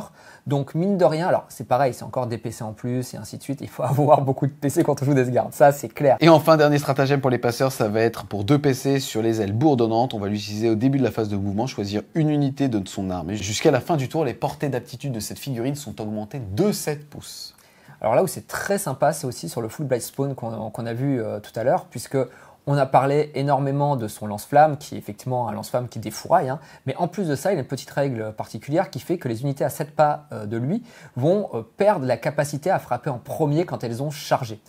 Et du coup, à 7 pas, ça peut s'esquiver. Maintenant, quand on va utiliser ça, qu'on va passer à 14 pas, là, la blague, c'est plus la même. Et c'est vrai que quand on commence à se prendre des multi-charges avec ce stratagème-là, on sait qu'au bout d'un moment, l'adversaire va pas pouvoir activer toutes ses unités et faire toutes ses attaques. Donc, pour le coup, si on joue en plus des Plague Marines qui sont armés de CAC, on va pouvoir frapper après, ou en tout cas avant, à voir en tout cas comment vous voyez les choses, mais c'est vraiment très sympa. On termine les compagnies de la peste avec les fils élus de Mortarion, qui viennent directement de la 7e compagnie, avec comme trait de seigneur de guerre la pustulence rampante. Quand on résout une attaque d'une arme de mêlée contre ce seigneur de guerre, on soustrait 1 au jeu de touche, et quand une unité ennemie qui n'a pas le mot-clé vol est à 1 pouce ou moins de ce seigneur de guerre et qu'il bat en retraite, alors on va jeter un dé, et sur un 2+, elle subira des 3 blessures mortelles. Je le trouve assez moyen, finalement, moins 1 pour toucher, c'est toujours bien, mais je trouve pas que ce soit supérieur, par exemple, à un 4+, Feel No Pain, hein, tout à l'heure, si je dois comparer. Après, le fait de, quand on désengage, on prend des blessures mortelles, techniquement, on a plutôt envie soit de pas désengager, ou d'avoir rasé l'unité avant. Donc, si elle se désengage quelque part, c'est que déjà, on est dans une situation qui est pas forcément idéale. C'est bien, mais je pense pas que ce soit ça qui va nous donner envie de jouer cette compagnie. Yes. Ensuite, on va avoir comme relique les Vomitrix qui va remplacer un lance-peste. Ça va être une portée 9 pouces, assaut 7, force 7, PA -3, dégâts flat 2, arme de la peste. Et quand on résout une attaque avec cette arme, on touchera automatiquement. Alors, c'est pareil, c'est toujours la relique du Full Blight Spawn, dont on a parlé au début, qui a ses 2d6, ainsi de suite. En fait, l'avantage de cette relique, quelque part, c'est qu'elle va stabiliser, vu que ce sont les statistiques moyennes qu'on va faire. Donc, c'est intéressant. Le gros défaut pour moi, c'est qu'on passe de dégâts 3 à dégâts 2. Et vraiment, l'arme, pour moi, ce lance-flamme, ce qui fait vraiment toute sa saveur, hein, c'est vraiment le flat 3, parce que même sur une petite force, avec la reroll des blesses et ainsi de suite, quand on a les bons traits de seigneur de guerre, c'est pas très handicapant. Là, je trouve que d'avoir la stabilité, c'est bien. Passer dégâts 2, c'est dommage. Au niveau des reliques, pour les fils élus de Mortarion, on va avoir le Natessium Alambic pour 1 point de commandement de ce stratagème avant la bataille. Choisissez une figurine de Black Surgeon de votre armée et jusqu'à la fin de la bataille, remplacez l'aptitude Nartessium par la suivante. Quand vous effectuez un jet d'affreusement résistant pour une unité d'infanterie à mi tant qu'elle est à 3 pouces ou moins de celle-ci, alors on relance non pas les 1, mais les 1 et les 2. C'est très sympa. C'est vrai que du coup, c'est pareil, on disait tout à l'heure, il y a des personnages qu'on a envie de rejouer. Je pense que ça, le Surge Run avec les différents stratagèmes qui existent, ça peut vraiment être une entrée qu'on a envie d'avoir. Et enfin, dernier stratagème qu'on va retrouver de ce supplément pour la Death Guard, ça va être Brasseur de la Peste. Utilisez ce stratagème à votre phase de tir quand une unité de votre armée est choisie pour tirer. Pour 1 point de commandement jusqu'à la fin de cette phase, les Rod Pest, les Gantelets et les Gerbes Pest dont les figurines de l'unité sont équipées ont une caractéristique de dégâts directement 2. Alors, quand on le voit comme ça, on se dit que ça peut être pas mal. Après, le problème, c'est que ces armes-là, il n'y en a pas tant que ça dans les unités aujourd'hui, ou sinon on les paye pas forcément pour avoir l'upgrade dans l'unité. Donc c'est pareil, c'est un stratagème qui peut être pas mal, mais je pense qu'il ne sera pas souvent joué. Pour conclure sur la Death Guard, sur ce qu'on vient de voir, il y a des compagnies qui sont assez spécifiques à des styles de jeu. Si on veut jouer par exemple des tanks uniquement, si on veut jouer plutôt des machines démons, si on veut jouer des Pox, si on veut jouer plutôt des Terminators. Donc c'est vrai que le choix va dépendre un peu de son armée, de ce qu'on aime jouer sur la table. Maintenant, si moi je dois en retenir une seule, c'est celle qui fait vraiment pour moi la quintessence des Plague Burst Crawlers, qui va les rendre encore plus tanky que ce qu'on a déjà, avec tous les stratagèmes qu'on a avant en plus qui gagnent en punch. Donc je pense que vraiment, c'est vrai que c'est cette compagnie qu'on va aller chercher d'un point de vue, je pense, d'optimisation. Maintenant, il y en a plein d'autres qui se défendent, il y en a d'autres qui sont très sympas, donc c'est ça qui est vraiment bien, c'est qu'on va chacun va pouvoir un peu piocher dans ce qu'il a envie en fonction des unités qu'il aime et des unités qu'il a envie de jouer. On passe à la dernière partie de ce supplément, c'est la partie Space Marine du chaos, avec l'allégeance de Monsieur Fabrice Bill, avec les créations de Bill. On va avoir comme aptitude la toile d'araignée, sous-entendu ça va nous débloquer un nouveau trait de légion qui sont les créations de Bill, qui est une règle qui va s'appliquer donc à toutes les entrées d'un codex, sauf les cultistes et les véhicules, en débloquant amélioration expérimentale, ajouter 1 à la caractéristique de mouvement et de force des figurines de cette légion. Le trait est excessivement fort quand on joue Space Marine du chaos. Ça vraiment, il faut bien se rendre compte, je pense qu'il y a peut-être aucun trait qui est aussi fort que celui-là, peut-être l'Alpha Légion qui a le moins 1 pour toucher mais qui est beaucoup plus défensif. Ce bonus-là, on va prendre quelques exemples, mais juste un Prince Démon, il va passer force 8. Donc déjà, c'est un palier qu'on a envie d'avoir. Un Lord Discordante, c'est pareil, il va passer sur sa force 8 de base, voire force 10 sur ses attaques, c'est vraiment des paliers qu'on veut avoir sur un Lord Discordante. Des Space Marines de base, ils passent force 5, donc mine de rien, des Space Marines de base, au corps à corps, ils sont pas déconnants. On va prendre également les Berserkers qui vont passer à force 6 de base, force 7 avec les haches tronçonneuses, donc du coup, les véhicules, ils commencent à pouvoir les attaquer beaucoup plus facilement. On a enfin les possédés qui, pareil, vont passer force 6, de 5 à 6, c'est pas forcément ce qui va être le plus gros palier, mais surtout, ils vont gagner 1 en mouvement. Et ça, c'est pareil. Sur des unités qui ont déjà 7 de base, ils vont passer à 8, ils vont pouvoir se projeter très facilement. Donc, tes berserkers blesseront toujours les séraphines sur du 2. C'est vrai. Et en parlant de ça, il y a les Warp Talons. Les Warp Talons qui passent à force 5 de base, full reroll pour blesser, quand du Space Marine, c'est pas mal. Tout ça pour dire qu'effectivement, ce trait de Légion est vraiment très fort. Ça va rendre beaucoup d'unités qui étaient déjà fortes dans le Space Marine KO encore plus fort. Et c'est vrai que ça va donner beaucoup plus de possibilités de jeu qu'on en avait jusqu'à présent. Et quand un seigneur de guerre qui s'appelle Fabrice, C'est vrai. c'est vrai. D'ailleurs, Fabrice Bill, il est uniquement à 85 points. On découvre son datasheet. Il peut être accompagné d'un surgeon acolyte qui coûte 5 points. Fabrice, il va bouger de 6, toucher à 2 au corps à corps, 3 au tir, force 4, endurance 4, 5 points de vie, 4 attaques, commandement de 9 et une sauvegarde à 3. Au niveau de son arsenal, le petit Fabrice, il va être équipé de Xylos. C'est son flingue. À 18 pouces, il va faire 3 tirs de force 2, PA-2, dégâts 2, mais qui blesse tout sauf les véhicules et les titanestes sur du 2. Au niveau du corps à corps, on l'a vu tout à l'heure, il va faire 4 patates, mais il est hérétique Astartes, donc 5 patates en charge quand il a chargé ou a fait une intervention héroïque qui vont être de force 5, PA-1, dégâts D3, qui fera toujours par contre dégâts 1 quand on cible un véhicule, et aussi le chirurgion qui lui permet en fait de faire 3 attaques supplémentaires de force 4, PA-2, dégâts 1. On en parlait tout à l'heure, ce petit monsieur peut être accompagné d'un acolyte. L'acolyte, lui, pour le coup, il va faire une attaque de force 3, PA-1, dégâts 1. Au niveau des aptitudes, mort aux empereurs, bien sûr. Ensuite, le chirurgien, donc l'arme qui lui fait faire 3 attaques supplémentaires, va lui donner un feel no pain à 5. Et à savoir qu'à chacun du début de son tour, il va regagner des 3 PV perdus. Ce qui est bien, parce qu'on le rappelle, il n'a pas de sauvegarde invulnérable tonton. Ensuite, au niveau des autres aptitudes, on va avoir une autre paire de mains. Si Fabius Bill est accompagné par un surgeon, après avoir jeté le D3 pour l'aptitude de guerrier améliorée, on va en parler juste après, vous pouvez ajouter ou soustraire 1 au résultat pour le fiabiliser. À savoir que le surgeon ne peut pas être ciblé comme un personnage, ça c'est assez cool, et surtout que c'est aussi un PV tampon, c'est-à-dire que s'il se fait sniper par un dégât D3 et quoi, on pourra le mettre tout simplement sur ce petit gars. L'intérêt de Fabrice, c'est qu'il va pouvoir booster les guerriers qu'il a à côté de lui avec la règle guerrier améliorée. À la fin de votre phase de mouvement, vous pouvez choisir une unité d'infanterie hérétique Astartes de votre armée n'étant pas un personnage et se trouvant entièrement à 6 pouces ou moins de cette unité. Vous ne pouvez pas choisir une unité qui a déjà été effectuée par cette aptitude. Dans ce cas, jetez un D6. Sur un jet de 1, une figurine de l'unité est zigouillée. Et ensuite, jetez un D3 et consultez le tableau ci-dessous. Si sur un dé de 1, on va faire ajouter 1 à la caractéristique de force des figurines de l'unité jusqu'à la fin de la bataille. Sur un 2, ça va être ajouté 1 à la caractéristique d'endurance de cette unité. Et enfin, sur un 3, ajouter 1 à la caractéristique d'attaque des figurines de l'unité jusqu'à la fin de la bataille. Le petit truc cool, c'est qu'on le découvre, il n'est pas nécessairement lié à sa légion. Exactement.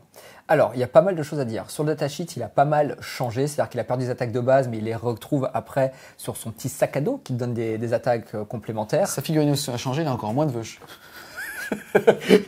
Tu penses qu'il y a un rapport Pas du tout. Il dit qu'il voit pas le rapport. La datasheet, elle a quand même évolué. Effectivement, il regagne ses attaques avec son petit sac à dos. Il a un 5+ Phenopen qu'il n'avait pas avant, qui est très sympathique. Son pistolet, maintenant, est dégâts 2. Et donc, sur du Primaris, c'est vraiment très bien.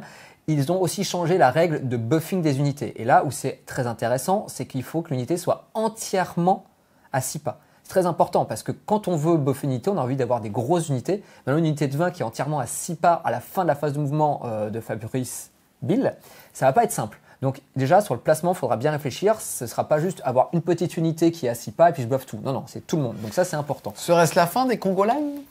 Peut-être, peut-être. Et l'autre chose aussi qui a noté, c'est que avant, on jetait un D6 par unité, par figurine dans l'unité. Chaque fois qu'on faisait un, on perdait une figurine. Là, maintenant, au maximum, on jette un dé, on n'en perdra qu'un. Donc, ce qui veut dire, c'est que sur les grosses unités à un seul PV, par exemple 10 berserkers, dans le pire des cas, on en perdra un pour le booster. Donc, c'est vrai que là, on a plutôt envie de le faire sur des unités d'élite où avant, on n'avait pas très envie parce qu'on n'avait pas de chance. Sur ces 10 IG, on faisait 3-1, on perdait 3 berserkers. On disait, bon, pour le bonus, c'est pas top. Et cerise sur le gâteau pour terminer, dernière bonus, c'est pour ça que la colite, on le fera tout le temps, c'est le fameux +1, -1. Ça veut dire que vous aurez tout le temps +1 à l'endurance. Si vous fassiez 1 ou 3, vous aurez tout le temps +1 à l'endurance. Ce qui est le meilleur, enfin pas le meilleur bonus, mais en tout cas un bonus qui est jamais perdu. Et en plus de ça, si vous avez de la chance, 2 fois sur 3, vous pourrez prendre le +1 attaque, qui est comme celui qu'on a envie d'avoir quand on joue au Chaos, on le fait sur des possédés, des berserkers, même des Space Marines de base du Chaos finalement, qui est vraiment un bonus qui est très bien. Donc c'est vrai que ce qui est bien, c'est qu'il fiabilise vraiment son armée.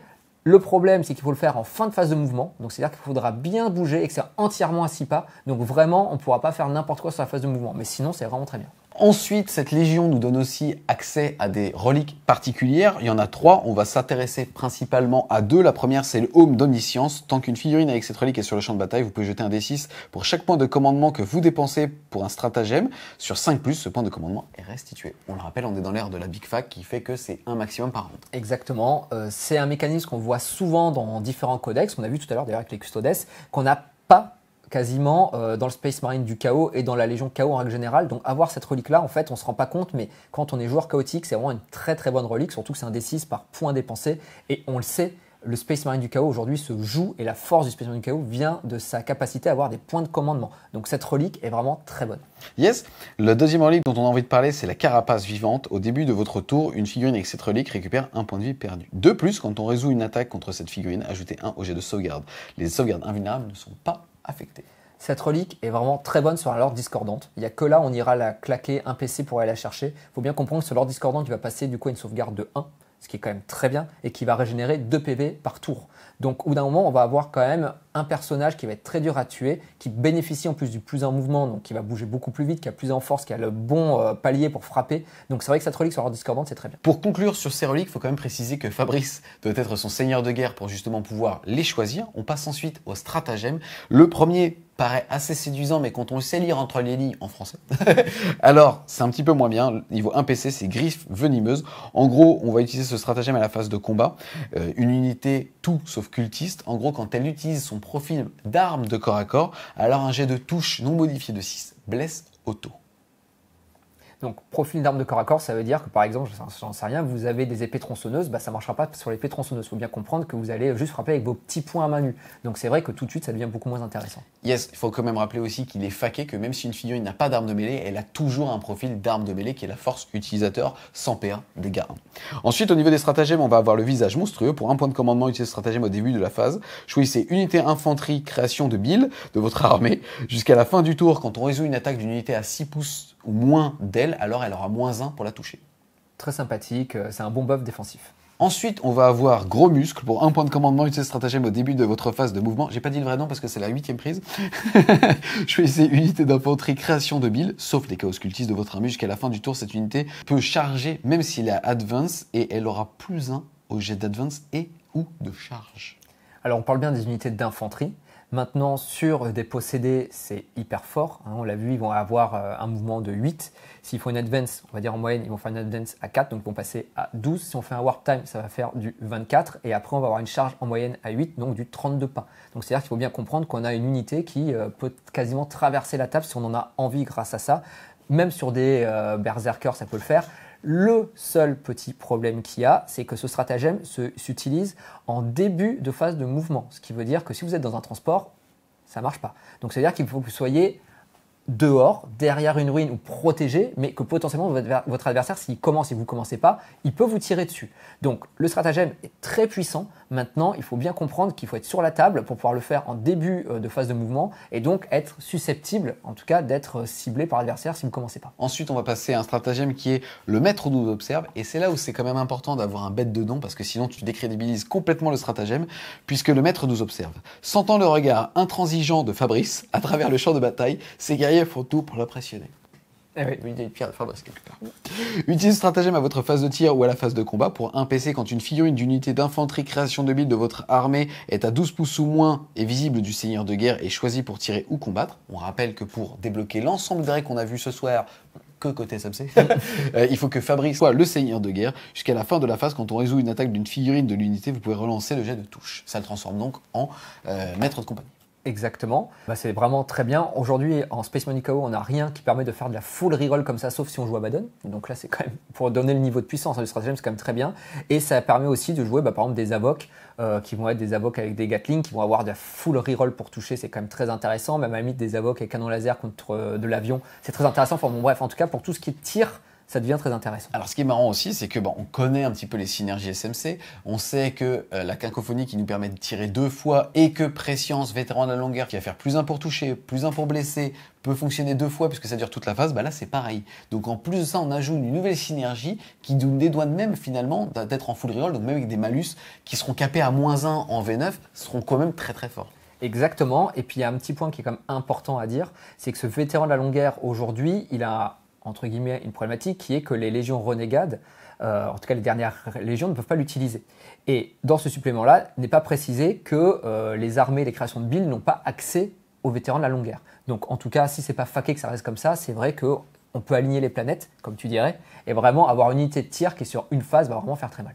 Ça va être un jeu de mots quand t'encules, t'encules. Banco. On continue ensuite avec prix vivant qui vaut 1 point de commandement. On va déclarer l'utilisation de stratagème à la phase de combat. Et en gros, à chaque fois qu'une unité ciblée par ce stratagème va péter une figurine, alors elle comptera double par rapport au test de morale de la phase d'après. C'est aujourd'hui un stratagème qui n'est pas forcément très fort en V8, même si quand même sur les systèmes qui influent sur le moral, celui-là est quand même plutôt bon, parce que quand on commence à faire du x2, même si on n'a tué que 4 Marines, ça fait comme 8 Marines, et même le Space Marine commence à... sur du décipert, toi. Exactement, donc là effectivement c'est quand même pas négligeable. Maintenant... Reroll si je ne m'abuse. On termine avec le dernier stratagème de ce supplément avec création suprême. Ça vaut 1 point de commandement. On va utiliser ce stratagème avant la bataille. Je vais quand même lire le fluff, parce qu'encore une fois, le nom du seigneur de guerre est quand même super important, puisque ce guerrier était déjà un sombre champion du chaos. À présent, il est plus ou moins monstrueusement puissant, mais asservi à la volonté de Fabrice. Au niveau donc de ça, le personnage va pouvoir débloquer un des bonus suivants. On va avoir le cobaye de premier choix qui fait qu'on va ajouter 1 à sa caractéristique de force et d'endurance. 2, le limier du maître, ajouter 1 au jet d'advance et de charge pour cette figurine. De plus, cette figurine effectue un mouvement de charge, a été chargée et ainsi de suite. Elle aura plus une attaque. On rappelle qu'elle bénéficie bien sûr des règles de assaut puissant et ainsi de suite. Et enfin, physiologie vorace, qui est que quand cette figurine va perdre un point de vie, on jette un dé sur un 6, elle ne le perd pas. En outre, à la fin de la phase de combat, cette figurine récupère des 3 points de vie perdus si une ou plusieurs figurines ennemies ont été pétées à un pouce d'elle. Alors, les 3 bonus sont très bons, on peut l'utiliser qu'une fois, il faut bien l'avoir en tête. Je pense que le premier, sur le plus en force, plus en endurance, ça va un peu dépendre contre quoi vous jouez. Imaginons, on va reprendre ce prince démon qui est aujourd'hui force 8 grâce à la Légion, avec ça il peut passer force 9. Donc c'est vrai que contre de l'endurance 8 en face de vous, vous avez envie de le prendre. Pareil pour l'ordre discordante. Maintenant, si vous n'avez pas forcément à avoir à jouer contre la grosse endurance 8, c'est overkill. Parce qu'au bout d'un moment, vous avez déjà de la force 5 de base. Si vous prenez, on va dire, un seigneur du chaos avec un marteau tonnerre, il est déjà force 10. Donc, au bout d'un moment, qu'il soit force 10, force 12, ça ne changera pas grand-chose. C'est là où le deuxième, pour moi, est le meilleur dans le sens où on a plus de projections. Et c'est ce qu'on veut, même sur l'ordre discordante, sur un prince démon, même sur un seigneur du chaos à jetpack. Ça veut dire qu'il bouge de 13, il a son advance à plus 1, il a sa charge à plus 1. On a vu qu'il a le stratagème qui rajoute encore pareil, vu qu'il est infanterie, encore plus 1 advance, plus 1 en charge. Donc, c'est pareil, ça peut faire un missile de projection qui est hyper fort. Et en plus, il y a une attaque en plus. Donc ça, on ne va pas cracher dessus. On ne va pas oublier qu'on a accès aux reliques du codex, en tout cas du dernier PA, Psychic Awakening, qui était Face and Fureur, et donc dedans aux armes démons. Comme tu l'as dit, il y a une arme démon qui rajoute aussi des 6 attaques et qui rejette pour blesser. Quand on est force 5 de base, rejette pour blesser, c'est très fort. En plus de ça, on a une énorme projection. Donc on peut faire un Lord du Chaos vraiment très balèze qui va se projeter, et pour moi, ça c'est vraiment ce qu'il y a de mieux. Après le dernier, si plus Feel No Pain, plus des points de vie en plus, ça peut être pas mal. Mais je pense que c'est plutôt anecdotique par rapport à ce qu'on a là. Je pense pas qu'on aille chercher son 6 plus Feel No Pain et son des 3 points de vue en plus. C'était une impro, ça. Pour une fois. On a fait le tour, les Wargamers, justement, des nouveautés pour les custodes, les assassins, même si là c'est plutôt une mise à jour, ou en tout cas un copier-coller avec quelques petites modifications au niveau justement des White Dwarfs ou des index, pareil pour les sorts de silence. Très bonne nouvelle pour les joueurs chaotiques avec une Death Guard qui méritait d'être boostée. Là où je trouve qu'on est quand même clairement dans les doléances de 7v8 et peut-être même du début de la V9, c'est que pour les SMC c'est très bon. Mais on est sur des énièmes synergies impossibles à voir ou à toutes les connaître par rapport à un adversaire, et c'est davantage de frustration. C'est vrai qu'aujourd'hui, on le sent bien qu'avec tous les Psychic Awakening qui sont sortis, il y a beaucoup plus de stratagèmes. Même tu l'as dit, pour la Death Guard, il y en a 21 en plus 2 par Nouvelle Légion, donc tu en rajoutes encore 14 à ça. Un adversaire qui va jouer contre vous aujourd'hui, il ne connaîtra pas tous les stratagèmes, il ne saura pas tout ce que vous pouvez faire. Et c'est vrai qu'aujourd'hui, c'est très dur à lire et à savoir ce qui va se passer sur la table. Et ça, je te rejoins entièrement que... Est-ce que la V9 va le lisser? On ne sait pas. On va voir ce qui va se passer par la suite. Mais aujourd'hui, je peux en tirer, c'est clair que tu vas avoir de la frustration parfois en disant « Ah bah tiens, je ne savais pas que ça existait. Bon bah ok, bravo à toi, tu m'as sorti un stratagème que je ne connaissais pas, tu as gagné. » C'est un peu dommage. Ça, c'est pour la partie, encore une fois, qui est une frustration liée, on va dire, à la période qu'on connaît. Maintenant, c'est un super supplément, vraiment, que vous possédez des custodes, de la Death Guard, ou en tout cas une fois du SMC, mais plutôt je dirais du custodes ou de la Death Guard. N'hésitez pas, franchement, il est super cool. Il y a encore une fois des belles illustrations. On pousse en fait davantage avec les Hosts ou en tout cas avec les légions de Mortarion un petit peu plus de fluff pour s'identifier, pour rêver un petit peu. Ça, c'est quand même super positif. Un grand merci à toi justement de m'avoir accompagné pour la lecture de ce Psychic Awakening. On espère clairement que vous avez aimé la vidéo. Si c'est le cas, n'hésitez pas à mettre un gros pouce bleu dessus, à la commenter, à la partager. Si vous voulez continuer de supporter French Wargame Studio, n'hésitez pas à aller faire un tour sur son petit Tipeee. Et nous, on vous dit à plus les Wargamers.